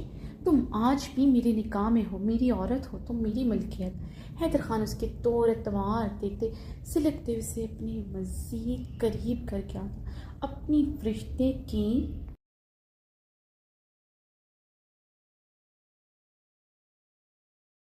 कि इतनी ज़िद्दी तबीयत से वह नाफाकिब था। अब उसे फरिश्ते का ज़िद्दीपन मुश्किल कर रहा था। खान, मैं आपकी औरत ज़रूर हूँ, मगर अब मैं 2 बेटों की माँ हूँ। मेरा मकाम आपकी औरत से बढ़कर एक माँ का हो गया है। मेरा मकाम इसी बात से वाज़िया हो जाता है कि जिस फरिश्ते को आपने रात के अंधेरे में निकाला, जिसकी तरफ आपने एक नज़र नहीं डाली थी, आज उस रिश्ते को अपनी हवेली में अपने कमरे में लाने के लिए मरे जा रहे हैं। मैं कमज़ोर कहाँ रही खान? मेरी ताकत मेरे बेटे हैं, इसलिए अब मुझे अपनी मलकियत समझने की गलती मत कीजिएगा। फरिश्ते अंगद शहादत की उंगली उठाए अपने हिचकी पर काबू पाते हुए बोले, द्राब को ओसगुल लेके गई, उसे सीने में जैसे आग लगी थी। अपने बेटों पर ओसगुल का भी साया बर्दाश्त नहीं होता। आंखों से आंसुओं का झरना बह रहा था। हैदर खान उसकी बातों पर मुश्तिल होते उसकी उंगली जकड़े अपने करीब अपने आनी हाथ में बेदर्दी से दबा गया। उसकी नाजुक उंगली हैदर खान के मजबूत आनी हाथ में भिंची हुई थी, जिसे उसने बेदर्दी से जकड़े हल्का सा मरोड़ा था। फरिश्ते उसकी बेरहमी दर्द से सिसकी ले रहेगी। 2 बेटों की माँ हो तुम, हाँ? फिर यूं मुँह उठाए गैर मर्द के साथ क्या कर रही थी? और तुम पर हाथ क्यों उठाया? तुम इस कमरे में बंद क्यों किया? तुम अच्छी तरह जानते हो एक गैर मर्द की कलाई जकड़े खड़ी थी तुम। सरेआम तुम्हारी सज़ा एक थप्पड़ नहीं बल्कि मेरी पिस्टल की गोलियां थी। जानती हो ना, हैदर खान की बीवी हो, एक पठान की बीवी, मेरे निकाह में मेरी औरत। मैं सारी उम्र तुम्हारी तरफ ना पलटता। तुम्हें हक नहीं था, तुम इस हवेली से बाहर कदम भी नहीं निकालती। क्यों निकाला कदम हवेली से? क्या रिश्ता है तुम्हारा उस तरह से? क्यों उसके सामने अपना चेहरा खोला? जानते हो, मुझे तुम्हारे चेहरे पर किसी गैर मर्द की नज़र नहीं गवारा। हैदर खान ने उसकी उंगली सख्ती से दबोचते घर्राते हुए सवाल किए, दरअसल से आखिर फरिश्ते का क्या रिश्ता है? ये सवाल अभी भी इसके अंदर आग दहकाए हुए था, जो फरिश्ते के सहारे मोहब्बत करने के बाद भी इस दहकती आग में कमी नहीं हुई थी।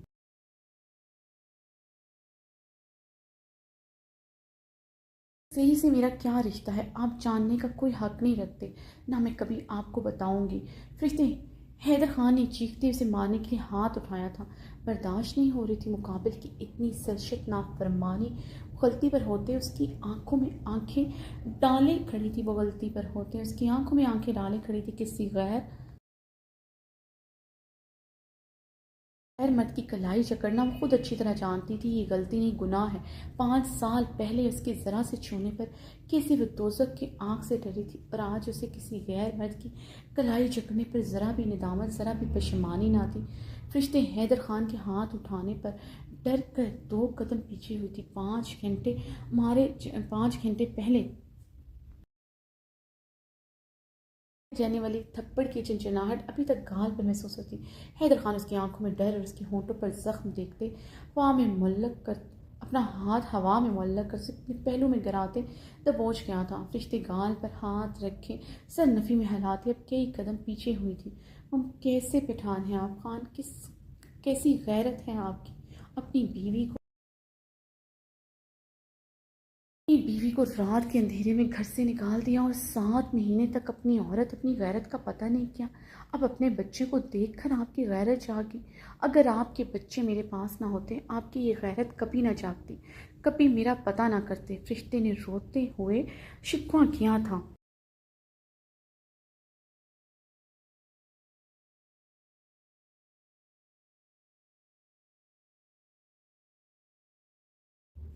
ऐसी बात नहीं है खानम, हैदर फरिश्ते के इल्ज़ामात सुनते मश्तल हो तो चीख उठा था।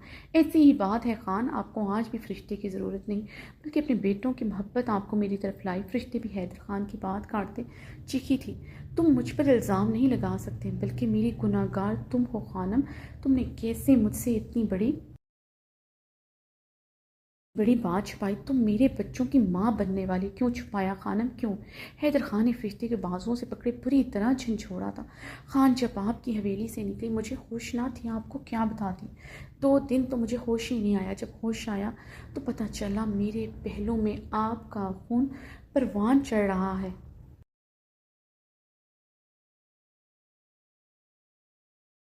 खान खान, गैरत भी मर्द पर जचती है, खून भी मर्द का गर्म होता है, फैसला भी मर्द करता है। और फैसला हो चुका था। आपने रात को मुझे अपनी हवेली से निकाला, इसलिए सज़ा के तौर पर आपको इस बात की खबर नहीं होने दी जाएगी कि आप बाप बनने वाले हैं। आप दूसरी शादी करें या ना करें, आपको कोई नहीं रोकेगा। फैसला करने वाला मेरा लाला भूल ही गया कि गैरत औरत में भी होती है, उससे भी उतनी ही तकलीफ़ होती है अपने शौहर को किसी दूसरी औरत के साथ देखकर, जितनी एक मर्द को अपनी औरत को किसी गैर मर्द के साथ सोच कर होती है। लाला का हुक्म था, फरिश्ते हैदर खान के पास वापस नहीं जाएगी।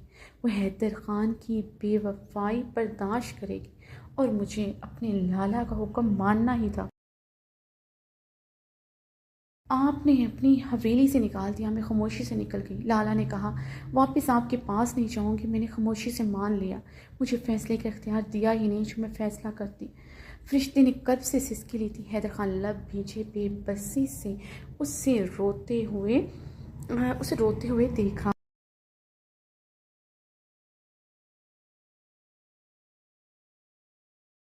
मगर खान, मुझे बाद में समझ आई मेरे लाला ने यह फ़ैसला मेरे लिए लिया था। वो देख चुके थे हैदर हाकिम खान अपनी मोरे का ही हुक्म हर हाल में पूरा करेगा। अपने बच्चों का सुनकर भी वो दूसरी शादी करेगा, क्योंकि दूसरी शादी करना मर्द के नज़दीक गुनाह नहीं, इसका हक है। मुझसे औलाद भी हो जाती और उस मुश्किल से भी औलाद हो जाती तो क्या फ़र्क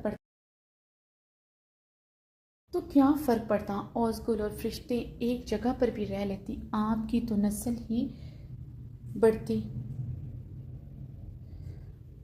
आपकी तो नस्ल ही बढ़ती ना। फरिश्ते तल्खी से हंसी थी। तुम माँ बनने वाली ये सुनकर मैं कभी दूसरी शादी ना करता। हैदर ने गहरा सांस लेते हुए कहा, ये तो खान आप अब कह रहे हैं, देखी नहीं कभी आपने अपनी मोरे की नज़रों में मेरे लिए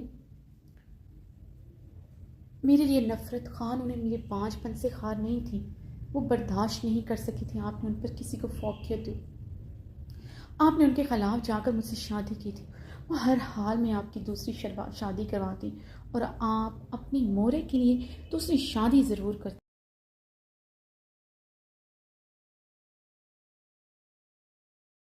खान, ये सब ऐसे ही होना लिखा था। आपकी बेवफाई मेरा मुकद्दर ठहरना ही थी, लेकिन ये मेरे लाला का एहसान था मुझ पर। लाला का एहसान था मुझ पर, उन्होंने मुझे एहसास दिलाया। फरिश्ते हैदर खान के बगैर रह सकती है। वो तो जिंदा लाश लेकर गए थे उस दिन आपकी हवेली से। मुझे लगा था मैं मर जाऊंगी खाना आपके बगैर। 2-4 दिन बेहोशी में भी सिर्फ आपको पुकारती रही।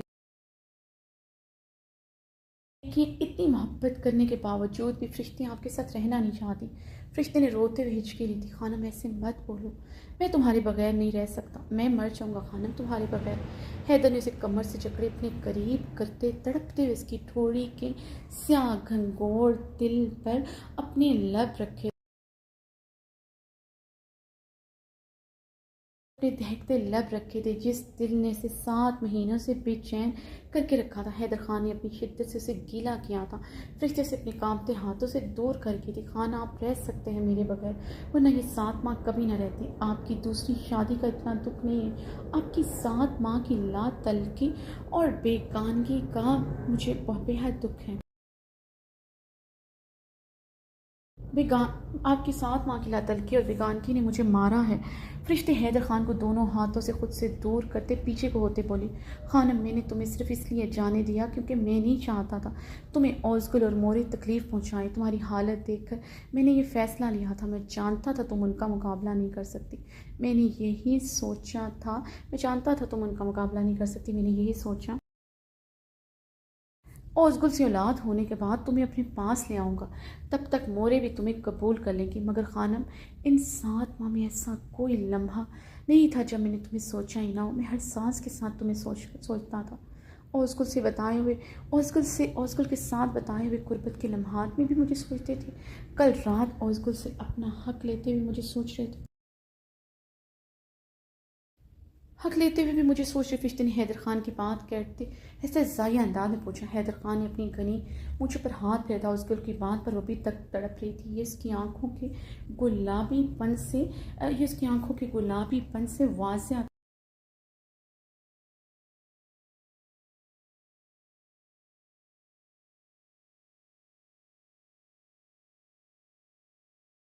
उसको बीवी है मेरी, औलाद के लिए शादी की थी उससे। तुम ये बातें सोचकर खुद को तकलीफ़ दे रही। इन बातों का कोई जवाब नहीं।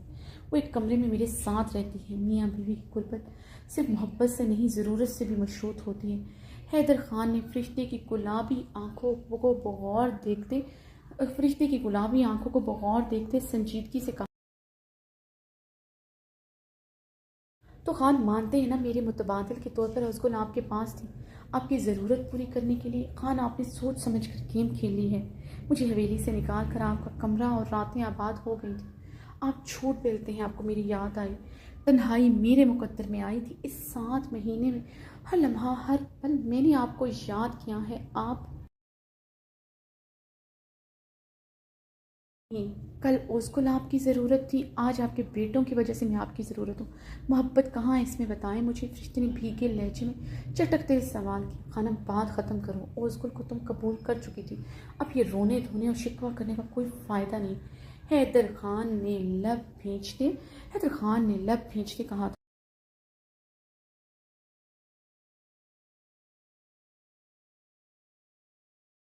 खान, यही तो मैं पूछ रही हूँ। उसगुल को जब आपकी बीवी के तौर पर मैंने कबूल कर लिया था तो खान मेरे हकूक़ से नज़रें क्यों चुराई, मुझसे बेगानगी ला तलकी क्यों बरती?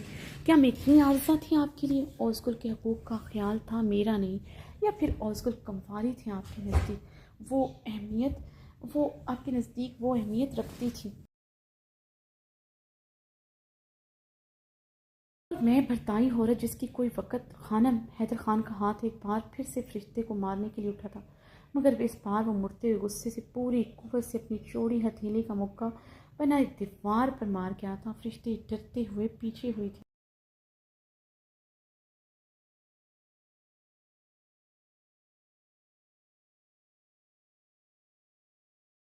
हैदर खान पलटते उसके बाल गद्दे से जबड़े से अपने मुकाबिल कर गया। मेरे नज़दीक तो मेरी खानम हमेशा से थी। वो खानम जिसे छूने वाला, प्यार करने वाला मर्द सिर्फ मैं था। मेरी मोहब्बत की तौहीन मत करो। बहुत मोहब्बत करता हूँ तुमसे, इतना कि तुम सोच नहीं सकती। खबरदार, तुमने आइंदा खुद के लिए ये लफ्ज़ मुँह से निकाले।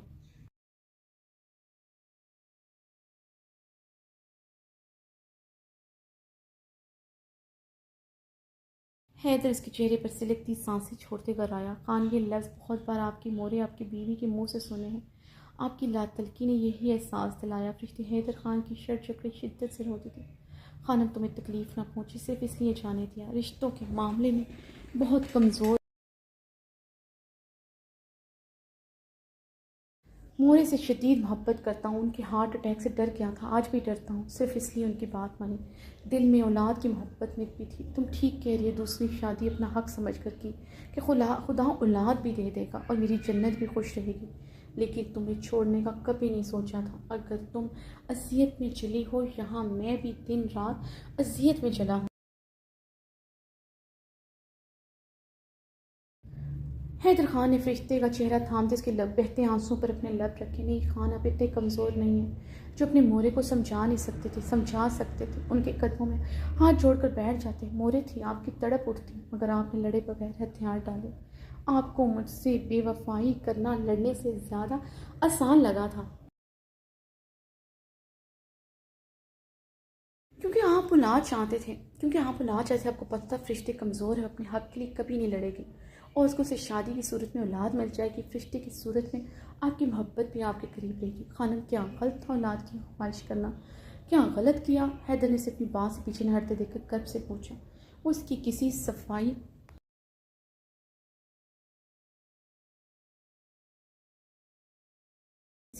किसी बात को मान ही नहीं रही थी, उसके सवालों पर तड़प रहा था। नहीं, ये गलत खान, मगर झूठे वादे करना गलत है। मुझसे शादी के बाद पहली रात ही कह रहे थे कि आप औलाद के लिए दूसरी शादी करेंगे। मैं आपसे कोई मान, कोई उम्मीद ना लगाती। आपने मेरा यकीन तोड़ा है खान, आपने मेरा यकीन तोड़ा है।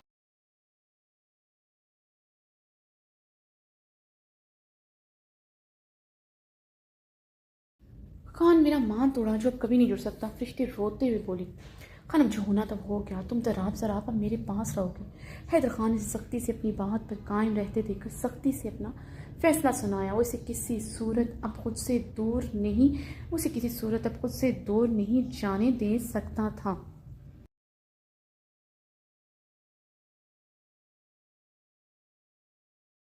खान, मेरा फ़ैसला भी यही है, मैं यहाँ नहीं रहूँगी। फरिश्ते ज़िद्दी अंदाज में बोले। क्यों खानम, क्यों ज़िद कर रही हो? जब मेरी शादी कबूल कर चुकी थी, अब क्या मसला है? दराब ज़राब को सिर्फ माँ की ज़रूरत नहीं, बाप की भी ज़रूरत है। हैदर खान गुस्से से गरजा था।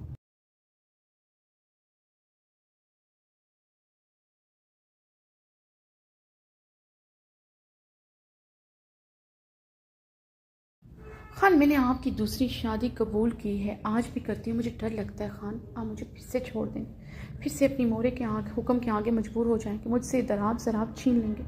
फरिश्ते ने रोते हुए अपना डर बयान किया था। फरिश्ते ने रोते हुए अपना डर बयान किया था।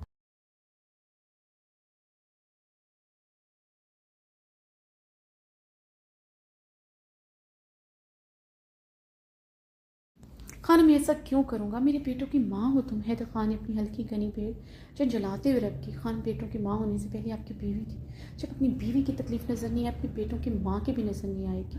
खान, आप जानते थे फरिश्ते आपके बगैर नहीं रह सकती।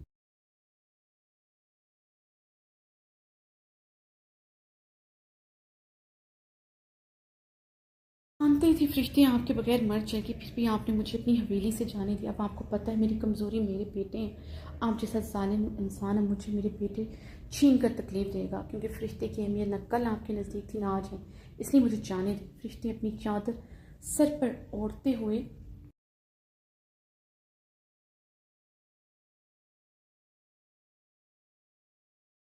दरवाजे की जानी पड़ी। हैदर खान उसे कलाई से खींचते गुस्से से उसे बेड पर पटक चुका था।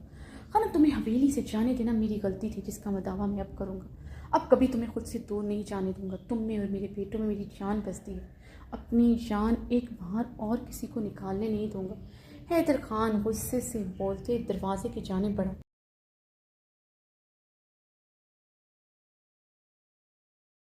ओज़ुल को अंदर दाखिल होते देखकर उसने बेमुश्किल अपने गुस्से पर काबू पाया। हैदर, वो वाहिद फरिश्ते का लाला है, हम तो ये बताने आया था। ओज़ुल ने हैदर खान के सुर्ख इश्तियाल ज़दा चेहरे को देखते डरते हुए जल्दी से वजाहत दी।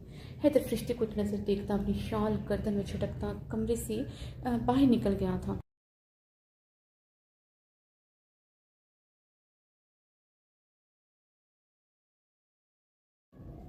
उसको ने इस्तहज़ाइया निगाह फरिश्ते पर डाली जो बेड पर बैठी गहरी सांस लेते अपने आंसू पर काबू पाने के नाकाम सही करी थी।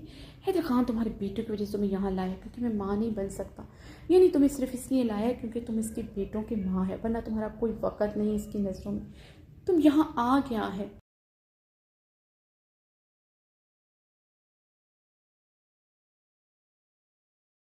लेकिन हम तुम्हें यहाँ ज़्यादा देर रहने नहीं देगा। अब की बात तुम्हारा बेटा छीन कर तुम्हें यहाँ से निकालेगा।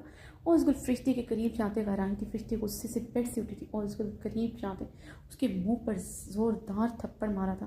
तुम्हारा हैदर खान तुम्हें मुबारक हो। मेरे बेटों का नाम भी मत लेना आइंदा।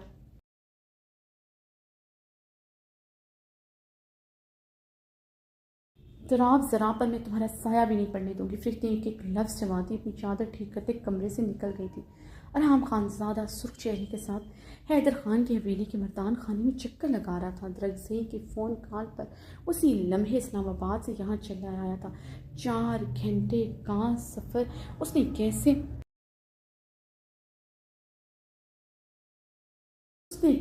तय किया था वो वही जानता था। हैदर खान ने उसकी मासूम सी फरिश्ते पर कहीं हाथ ना उठाया। ये सोच कर ही अरहम खानज़ादा के खून में आग भड़क रही थी। तरकसई को उसने हवेली में सबको बताने से मना किया था। ज़रान अमेरिका में था और शहराम को भी उसने बताने को मना किया था।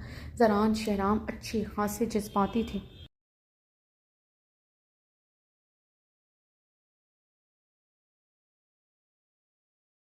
खबर होती तो हैदर खान फरिश्ते को ज़बरदस्ती अपने साथ लेकर वो बात बात में करते, गोलियां पहले चलाते। वो नहीं चाहता था कोई भी बीच में आए, शहराम जरान कोई कांच भी आए। शहराम जरान उसे फरिश्ते की तरह ही अजीज़ थे। हम अपने घने बालों में हाथ फेरते हुए मर्दाने में हैदर खान का इंतज़ार कर रहा था। इस वक्त वाइट पैंट पर ब्लू शर्ट पहने हुआ था,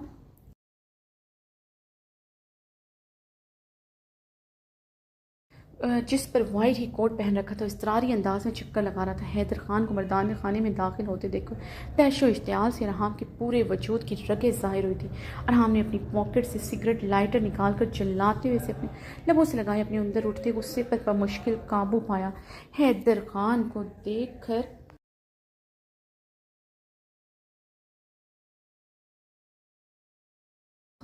कर उसके मसामों से धुआं निकलना शुरू हो गया था। उसके फरिश्ते के साथ उसके रिश्ते की वजह से वो खुद पर काबू पा गया था, वरना हैदर खान का वो चेहरा बिगाड़ कर रख देना चाहता था। क्यों आए हो तुम यहाँ? अगर फरिश्ते को लेने आए हो तो भूल जाओ, फरिश्ते अब यहाँ से कहीं भी नहीं जाएगी। हैदर खान ने अरहम खानजादा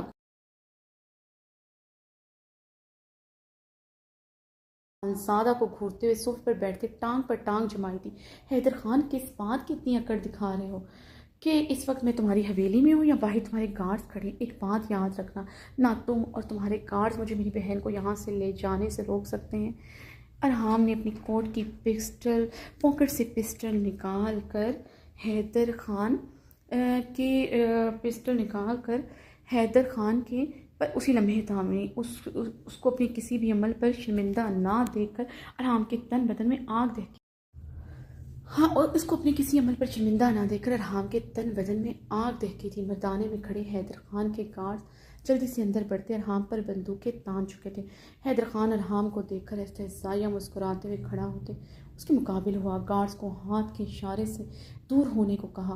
वो दोबारा से अपनी अपनी जगह पर मुस्तैदी से जा खड़े थे। मैं किसी बात की अकड़ नहीं दिखा रहा खानम, औरत है मेरी, मेरी मलकियत, मेरे बेटों की माँ। अकड़ तुम दिखा रहे हो जो मेरी औरत को लेने आ गई। जितनी अकड़ दिखाई तुम लोगों ने दिखाई मुझसे मेरे बेटों का छुपा कर। एक बात याद रखना, अब फरिश्ते यहाँ से कहीं नहीं जाएंगे।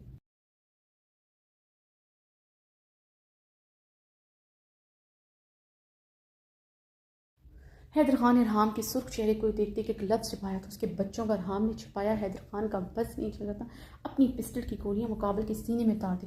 वो तो तुमने देख ली अपने बेटों को, वरना मैं तो ताक़यामत तुम्हें उनका पता ना चलने देता। वैसे कैसा लगता हैदर हाकिम खान को जब अपनी आखिरी सांसें गिनते हुए उसे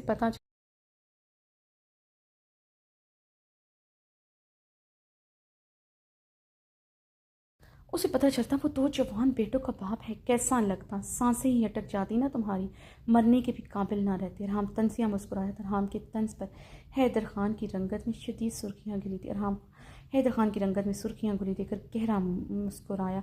मुझे तो ये सोच कर ही बहुत मज़ा आ रहा है, सोच कर ही बहुत मज़ा आ रहा है। हैदर हाकिम ख़ान को अपने आखिरी वक्त में पता चलता उसकी औलाद उसकी हवेली में नहीं बल्कि दूसरों की हवेली में पली बड़ी। हैदर हाकिम ख़ान की औरत जिसे वो अपनी जवानी बेवगी में रखना चाहता था, दे, दे, गुजारते रहे देखना चाहता था, वो हैदर खान के साथ के बगैर बहुत खुश थी।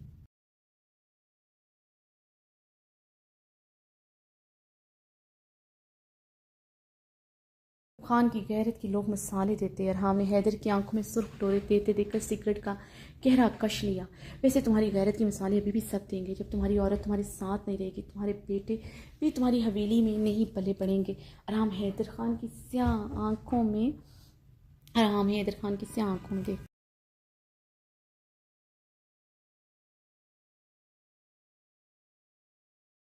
देखते देख देखते तंजिया मुस्कुराया था। हैदर हाकिम खान की आंखों में खून उतरा था, माथे की नीली रगें उजागर हुई थी। वो तैश व इश्तियाल से अरहाम का गिरबान अपने दोनों हाथों में जकड़ गया।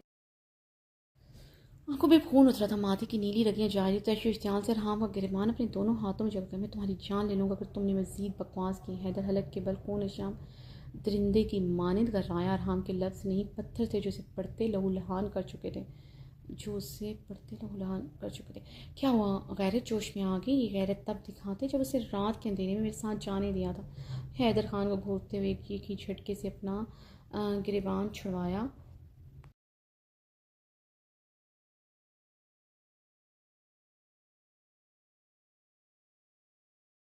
एक बात याद रखना, अब तुम्हारी औरत अपनी जवानी मेरी हवेली में एक बेवा की तरह गुजारेगी और तुम्हारे बेटे भी मेरी हवेली में पले बढ़ेंगे। एक लफ्ज़ और नहीं, वरना तुम्हारी लाश इसी हवेली से जाएगी। हैदर खान ने कर्राते हुए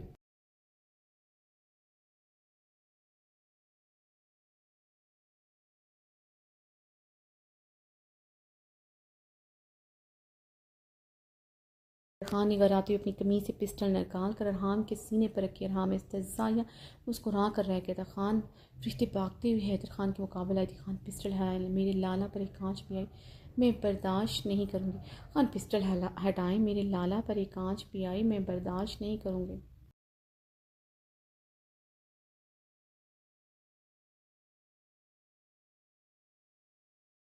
फरिश्ते ने चीखते हुए कहा। दूसरी लम्हे वो अरहान के सीने से लिपटी थी।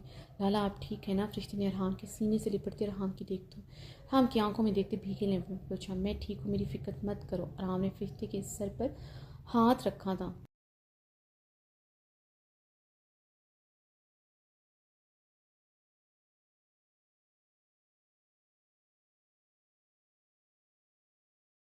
हैदर ने गहरा सांस लेते अपनी इश्तियाल पर काबू पाते पिस्टल पीछे करते फरिश्ते पर सख्त निगाह डाली जो मर्दाने में आ गई थी। चादर में लिपटी थी, चेहरा भी ढका था, मगर फिर भी वो मर्दाने में बर्दाश्त नहीं हुई थी। हैदर खान ने गार्ड्स को वहाँ से जाने का इशारा किया। वो खामोशी से वहाँ से चले गए थे।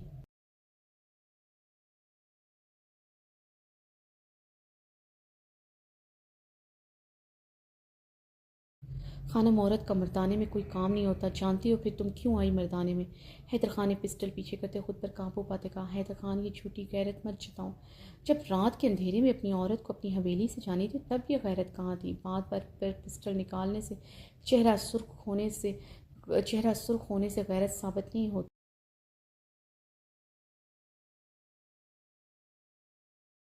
और हमने फरिश्ते को खुद से नरमी से दूर करते सोफे पर बैठ ठंडे लहजे में कहा। हैदर खान का तपता चेहरा उसके अंदर ठंडक डाल रहा था। 7 माह का गुस्सा इश्तियाल वो हैदर खान पर निकाल रहा था जो फरिश्ते के आंसुओं का सबब बना था। गैरत की बातें तुम पर सूट नहीं करती। अरहाम खान ज़्यादा भरे जिरगे में अपनी औरत को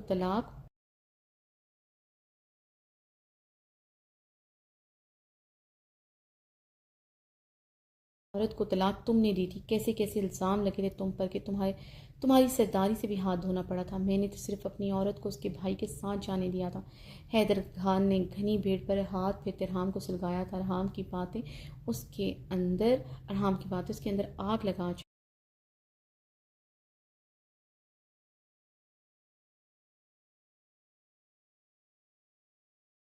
हैदर खान गैरतमंद वो नहीं होता जो अपनी औरत को किसी भी हालत में तलाक नहीं देता। गैरतमंद वो होता है जो औरत उसके निकाह में है उसकी हिफाजत अपनी जान से भी ज़्यादा करता है, उसे अपने पास रखता है, उसकी को तकलीफ़ पहुँचाने वालों को सज़ा देता है। जिस औरत को मैंने तलाक दी जब तक वो मेरे निकाह में थी उस पर एक आँच नहीं आने दी।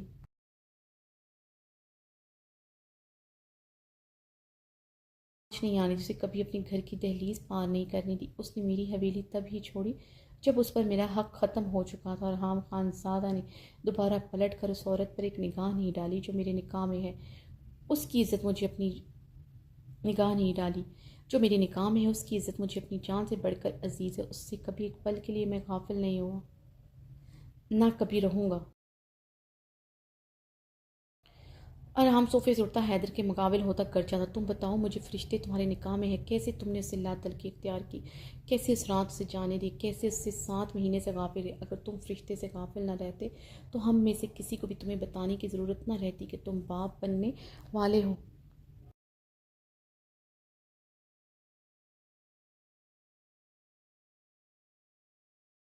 तुम उस वक्त अपनी औरत के पास होते जब उसे तुम्हारी सबसे ज़्यादा ज़रूरत थी, जब दर्द से मरते हुए तुम्हारे बेटों को जन्म दे रही थी। उस वक्त उसका लाला नहीं, तुम्हें उसके पास होना चाहिए था। तुम्हें अपना खसारा नज़र आ रहा। सिर्फ 2 महीने तुम्हारे बेटों को तुमसे दूर रखा। फरिश्ते का एक पल के लिए सोचो, एक औरत को उन 9 महीनों में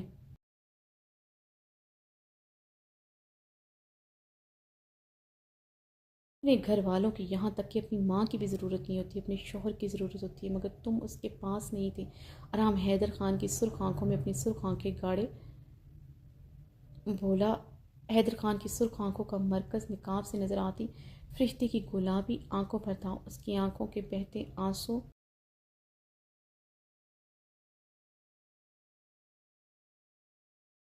उसकी निकाब को चादर को भगो रहे थे। हैदर खान कर्ब से अपना निचला लब दांतों तले दबाया था। हैदर खान, इस तरह की बातें हम पठान लोग नहीं करते। हमारे घर की भाभी बहन जब अपने बच्चे को जन्म देती है, हमें तभी खबर होती, मगर तुमने मजबूर किया मैं ये तुमसे ये सब कहूँ।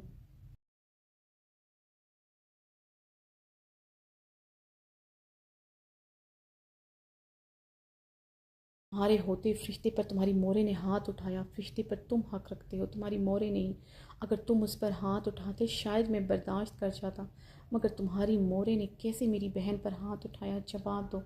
हम हलक के बल दहाड़ा था। हैदर खान ने गहरे सांस लेते खुद पर काबू पाया। खानम, तुम अंदर जाओ, दराब को देखो।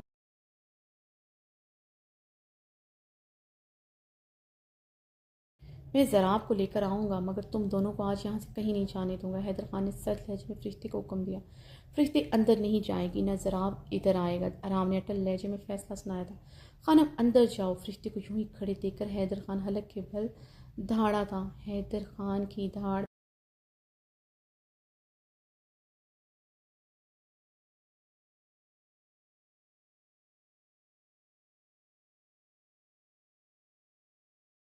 पर फरिश्ते ने डरते हुए राम का बाजू जकड़ा। हैदर खान के इश्तियाल में मज़ीद इजाफा हुआ था।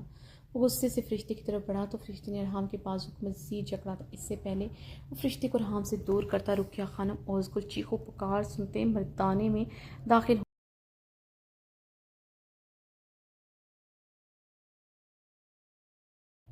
और सुल के हाथों में दराब को देखकर राम के तैशो इश्तियाल में मज़ीद इजाफा हुआ था। राम ने बमुश्किल ही खुद पर काबू पाया।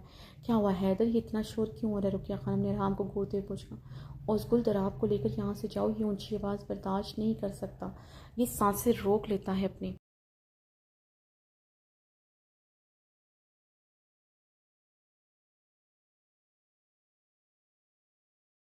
परेशानी मसलते कहा। फरिश्ते ने उसी लम्हे आगे बढ़ते जल्दी से दराब को ओज़गुल से लेते अपने सीने से लगाया। नहीं खान, ना मैं और ना मेरा बेटा अंदर जाएगा। मुझे जाने दे खान, ज़रा आपको मेरी ज़रूरत है।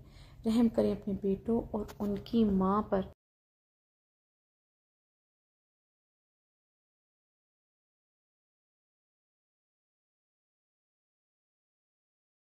आपको सीने से लगाए इल्तिजाइया लहजे में रोते हुए बोली। हैदर, अगर फरिश्ते जाना चाहता है तो यहाँ से जाए, मगर हमारा पोता कहीं नहीं जाएगा। रुकिया खानम फरिश्ते की तरफ बढ़ी थी। फरिश्ते सर नफ़ी में हिलाते पीछे की जानिब हुई थी। यकदम पीछे होते उसके कदम बुरी तरह लड़खड़ाए थे। पीछे सेंट्रल टेबल थी, इससे पहले वो उस पर गिरती। हैदर खान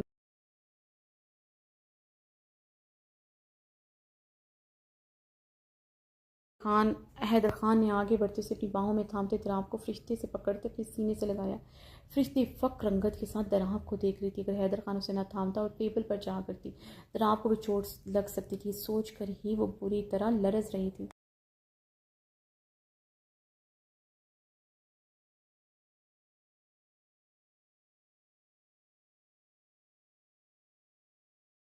हैदर खान दराब को खुद में पीछे दीवानों की तरह उसके चेहरे पर बोसों की बौछार कर रहा था। दराब हैदर की बोसों की बौछार उसकी ताब ना ला सका, सोते में रोने लगा था। फरिश्ते ने रोते हुए दराब को हैदर से लेना चाहा। हैदर नम आंखों से उसे अपने सीने से लगा गया।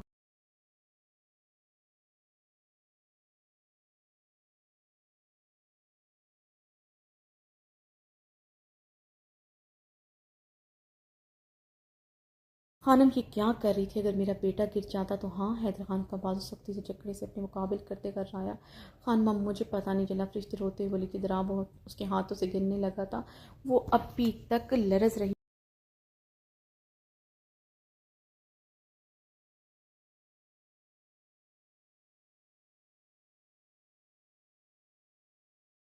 खानम हर गलती माफ़ कर सकता हूँ, मगर मेरी बेटों के मामले में लापरवाही ना ही मत करना। हैदर खान ने सख्ती से कहते दराब फरिश्ते को पकड़ाया था। फरिश्ते ने इस बात में सर हिलाते दराब को पकड़ते अपने सीने से लगाया। हैदर, तुमने हमारा पोता फरिश्ते को क्यों दिया? हमने क्या बोला? उसको जाने दो, हमारा पोता को इसका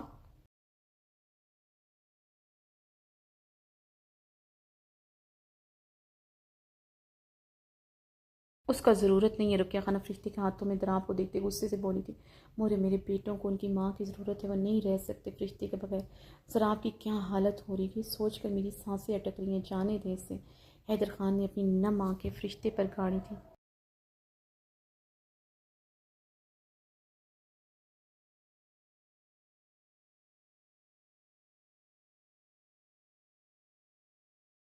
चले लाला, फरिश्ते हैदर के पास हूँ तो जल्दी से रहाम की तरफ बढ़ी, जो हैदर खान को सर निगाहों से देख रहा था।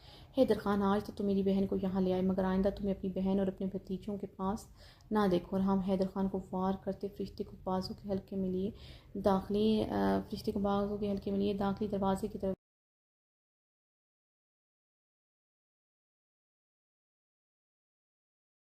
हैदर खान की नम निगाहें फरिश्ते की पुश्त पर थी। वो खामोशी से रहाम के बाजू के हल्के में इसके दराब को सीने से लगाए दाखिली दरवाजे की जानिब बढ़ी थी। हैदर खान को अपनी सांसें सीने से परवास होते महसूस हो रही थी। हैदर, वो हमारा पोता को लेकर जा रहा है, रोको इससे। रुकिया खानम हैदर का बाजू जकड़े चीखी थी।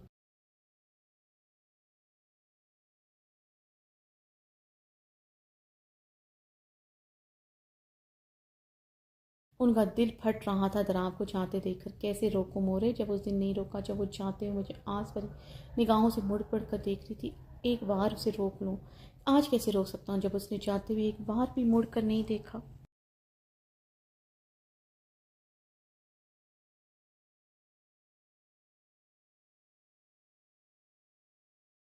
हैदर खान की आवाज़ में टूटे कांच की छनक थी। तुम रोक सकता है, तुम शौहर है, उसका हक रखता है इस पर। रुकिया खानम रोते हुए चीखी थी। शौहर रहने ही कहाँ दिया मुझे मोरे, मैं तो सिर्फ एक बेटा हूँ जिसने अपनी जन्नत को खुश करती अपनी दुनिया दोजख बना ली।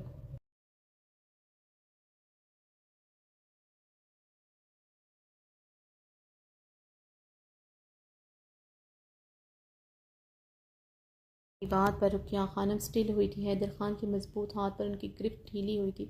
उन्होंने बेयकीनी से हैदर खान को देखा। मोरे, पता नहीं मैं जन्नत का हकदार ठहरा हूँ या नहीं, मगर सच में दुनिया दोजख बन चुकी है जिसमें दिन रात जलता हूँ। हैदर खान टूटे लहजे में कहते लंबे लंबे डग भरता चला गया था।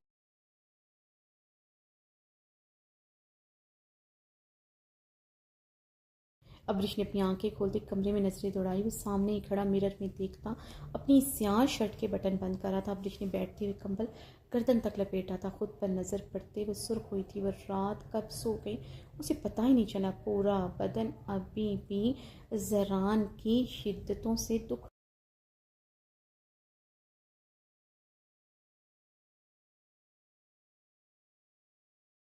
जरान की शिद्दतों से दुख रहा था। ब्रिश ने डबडबाई आंखों से जरान को देखा, जो ब्लैक पैंट पर ब्लैक की शर्ट पहने हुए था। वो मिरर में अपनी सर निगाहें गाड़ी अपने बटन बंद कर रहा था। वो रात कितनी देर तक वॉशरूम में रहा, कब कमरे में वापस आया, वो नहीं जानती थी। क्या उसने रात उसके पहलू में गुजारी थी? अब ब्रिश ने एक बार फिर से खुद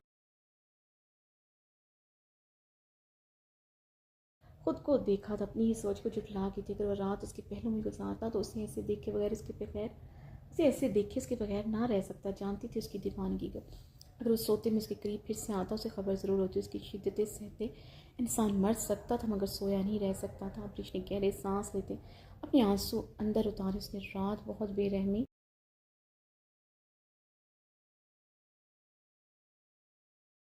दिखाई थी। उसके मना करने के बावजूद ज़बरदस्ती की, जो सिर्फ उसकी जिस्मी दिलचस्पी उसे माफ़ करने के लिए तैयार नहीं था। फिर क्यों उसके आया करीब? उसकी बेरुखी तस्लील भरे लफ्ज़ सहते उसके साथ ज़िंदगी नहीं गुजार सकती। अमरीश ने अपनी भीगी आंखें रगड़ते गहरे सांस लेते इर्द गिर्द नजरें दौड़ाई। उसके कपड़े उससे कहीं नहीं नजर आए थे।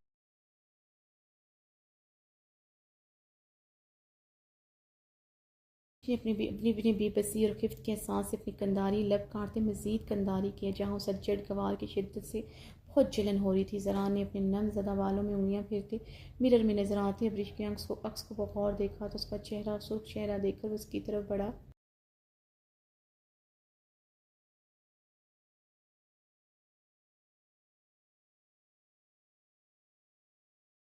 अपनी रात वाली शर्ट ज़मीन से उठाते उसकी तरफ बढ़ाई, जिसे अब्रिश ने देखते मुंह फेर लिया था। पहन लो, इसके अलावा कोई ऑप्शन नहीं, वरना अपने कपड़े तुम्हें लेने के लिए वॉशरूम तक जाना पड़ेगा। ज़रा ने अब्रिश के सुर्ख गुलाब चेहरे को बगौर देखते कहा था।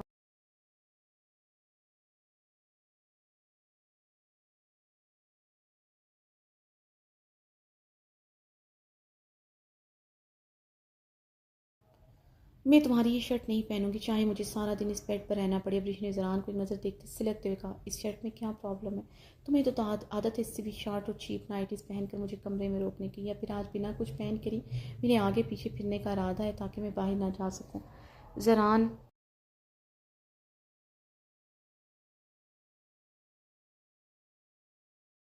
अपनी शर्ट अब्रिश पर उछालता सोफे की जाने पड़ा था, जहाँ उसकी बेल्ट पड़ी थी। बेल्ट उठाकर संजीदगी से पहनने लगा।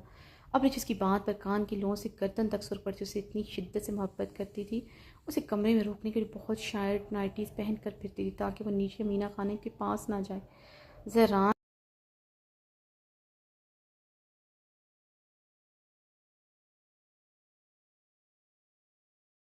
कुछ देर अमीना खानम के पास बैठता था, उसकी जान सूली पर लटकी रहती थी, कहीं उसे पलविशा से फिर से शादी करने पर फोर्स ना करें। उन्हें ये पलविशा भी तो होती थी। अपने शौहर को कमरे में रोकने के लिए इस तरह की हरकतें करती थी। ऐसे करती वो खुद सुर्ख गुलाब बनी रहती थी। जरान के सामने वो नाइटीज से नजरें नहीं उठाने न देती और वो फिर भी पहनती थी।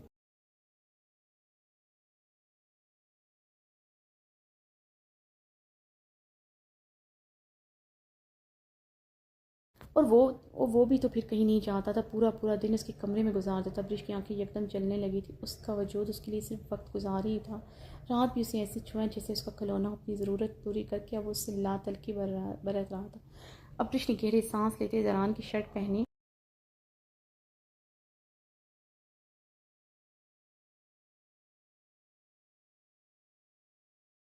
करते ज़रान के मुकाबले आई जो मिरर में देखता अब अपना कोट पहन रहा था। मैं पहनती थी विशाल नाइटीज़ क्योंकि तुम मुझे उसमें देखना चाहते थे, दुनिया के सामने तुम मुझे 7 पर्दों में छुपा कर रखना चाहते, मगर कमरे में तुम्हें हर मर्द की तरह अपनी बीवी उसी बेपाक हुलिये में खुद से लिपटते चाहिए थी। अगर मैं ऐसी हरकतें करती थी तो तुम्हें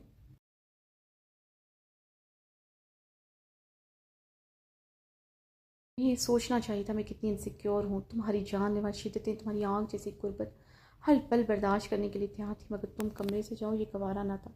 तुम्हें कभी मेरी इन हरकतों में मेरी मोहब्बत नज़र नहीं आई। तुम अपनी बातों से, अपनी मोहब्बत से मेरी इनसिक्योरिटी दूर करते, मगर तुमने हमेशा ऐसे ही लफ्ज़ों से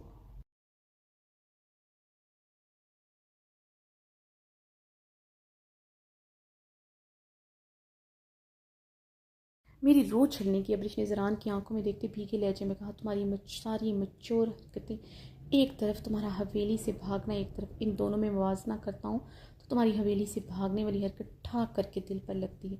फिर मुझे सिर्फ तुम्हारी कमर का वो स्याह दिल याद आ जाता है जिसमें कभी मेरी जान बसती थी। ज़रान दिल पर हाथ रख के इस्तेज़ाया मुस्कुराया था। जान बसती थी? अब्रिश ज़रान के लफ्ज़ दोहराते नम आंखों से मुस्कुराई थी। हाँ बसती थी मिसेस अब्रिश खानज़ादा, मैंने तो हमेशा तुम्हारे करीब आकर उससे दिल की रंगत अपनी शिद्दतों से बदली। कितनी जान जाती थी तुम्हारी, और जिस दिन उस दिल को ना छूं उस दिन भी तो तुम्हारी जान जाती थी, क्योंकि मेरी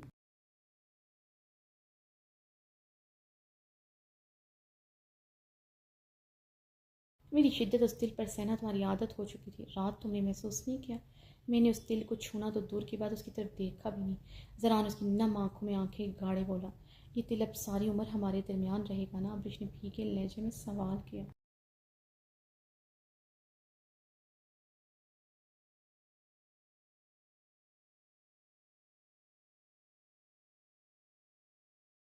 हाँ सारी उम्र रहेगा, इसलिए कोशिश करना उस दिल पर मेरी नज़र ना पड़े, वरना फना करके रख दूंगा और तुम मेरी शिद्दत बर्दाश्त नहीं कर सकोगे। जरान ने अपने कोट के 2 बटन बंद करते स्मार्ट लहजे में कहते मिरर में अपनी सर निगाहें गाड़ी, अब सारी उम्र तुम्हारी नज़र अब्रिश पाशा पर भी नहीं पड़ेगी, न मुझ पर नज़र पड़ेगी ना तुम्हें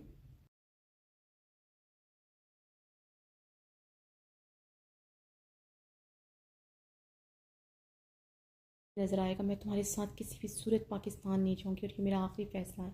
अब्रिश मुस्तकम आवाज़ में कहती वॉशरूम की तरफ बढ़ी। ज़रान ने उसे बाजू से जकड़े अपने करीब किया था। मिसेस ज़रान खानज़ादा, तुम हर सूरत मेरे साथ पाकिस्तान जाओगे, और मैं तुम्हें किसी सूरत यहाँ नहीं छोड़ूंगा। तुम्हें मेरे पास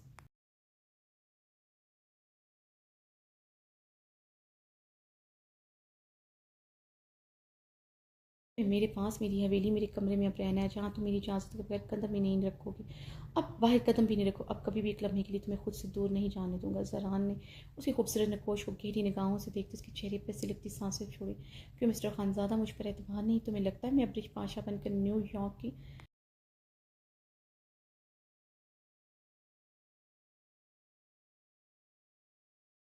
घूमूंगी? अब्रिश तल्खी से मुस्कुराई थी। तुम पर एतबार हमेशा से था मिसेस खानज़ादा, आज भी है, खुद से ज़्यादा है। तुम गलतियाँ करती हो मगर वो गलतियाँ मेरी ज़िद में नहीं करती, अपनी जज्बातीपन में करती हो। अपनी बीवी के इन्हीं जज्बातों को लगाम दूंगा।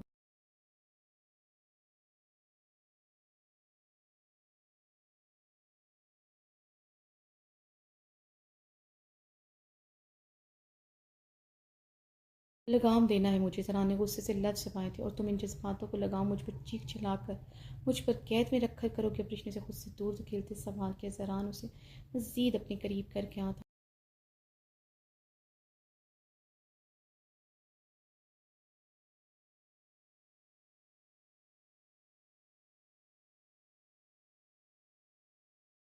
याद रखना मिस्टर खानज़ादा, औरत को मोहब्बत से काबू किया जाता है। रात बिस्तर मेरी तस्लीर करने के बाद भी मोहब्बत दिखाते मैं पिघल कर तुम्हारी बाहों में समा जाती, मगर तुमने मुझे रात एहसास दिलाया मैं सिर्फ तुम्हारा खिलौना हूँ। ब्रिश ने नम आवाज़ में शिकवा किया था। उसकी बेरहम शिद्दतों से उसका बदन का पोर पोर अभी भी जैसे दुख रहा था।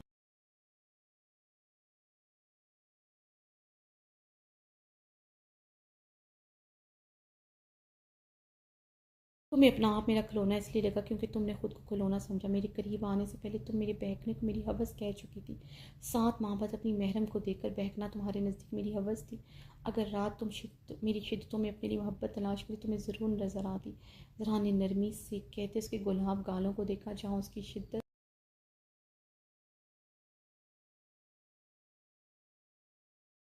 जिद का निशान वाजिया था। रात उसके गुलाब आरिस पर भी उसने अपने दांत गाड़े थे, जहाँ पर निशान वाजिया थे। तुमने रात कहा तुम मुझसे मोहब्बत नहीं करते, मैं सिर्फ तुम्हारी ज़रूरत हूँ।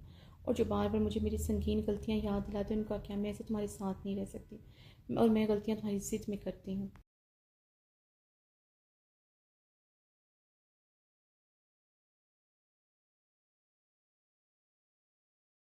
ये ना तुम पलवशा से शादी की हामद भरते, ना मैं उस रात हवेली छोड़ती। मेरी गलतियों में तुम बराबर के शरीक हो। कृष्ण रोते हुए कहा। अब कृष्ण लास्ट टाइम एक्सप्लेन कर रहा हूँ, मेरा पलवशा से सितारा खान से कोई तल्लुक नहीं। तुम्हारे अलावा मैंने कभी किसी औरत को उस नज़र से नहीं देखा जिन नज़रों से तुम्हें देखता हूँ।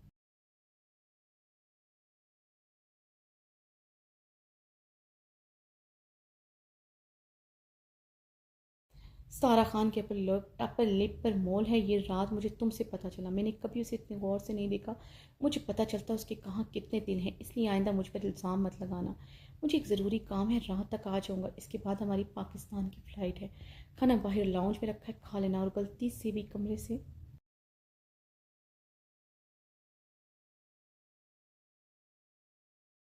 गलती से भी कमरे से बाहर कदम ना निकालना। इस बार मैं तुम्हारी जज्बात में क्यों किसी हमाकत को बर्दाश्त नहीं करूँगा। रान ने उसके आंसू देखते सख्त लहजे में धमकी दी। क्या करोगे तुम? अब इसने गुस्से से रान की ब्लैक शर्ट मुट्ठियों में जकड़ी थी। उसकी स्याह ड्रेसिंग को गजब ढा रहा था। ब्रिश उसे यूं तैयार देखकर भड़बड़ चली थी।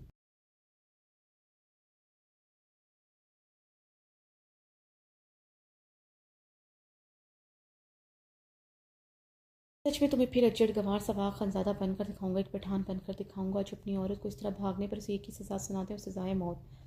इसलिए be careful my obedient wife. रान उसके घाल को नरमी से छूता, अपनी शर्ट उसकी मुट्ठियों से छुड़ाता कमरे से निकल गया था।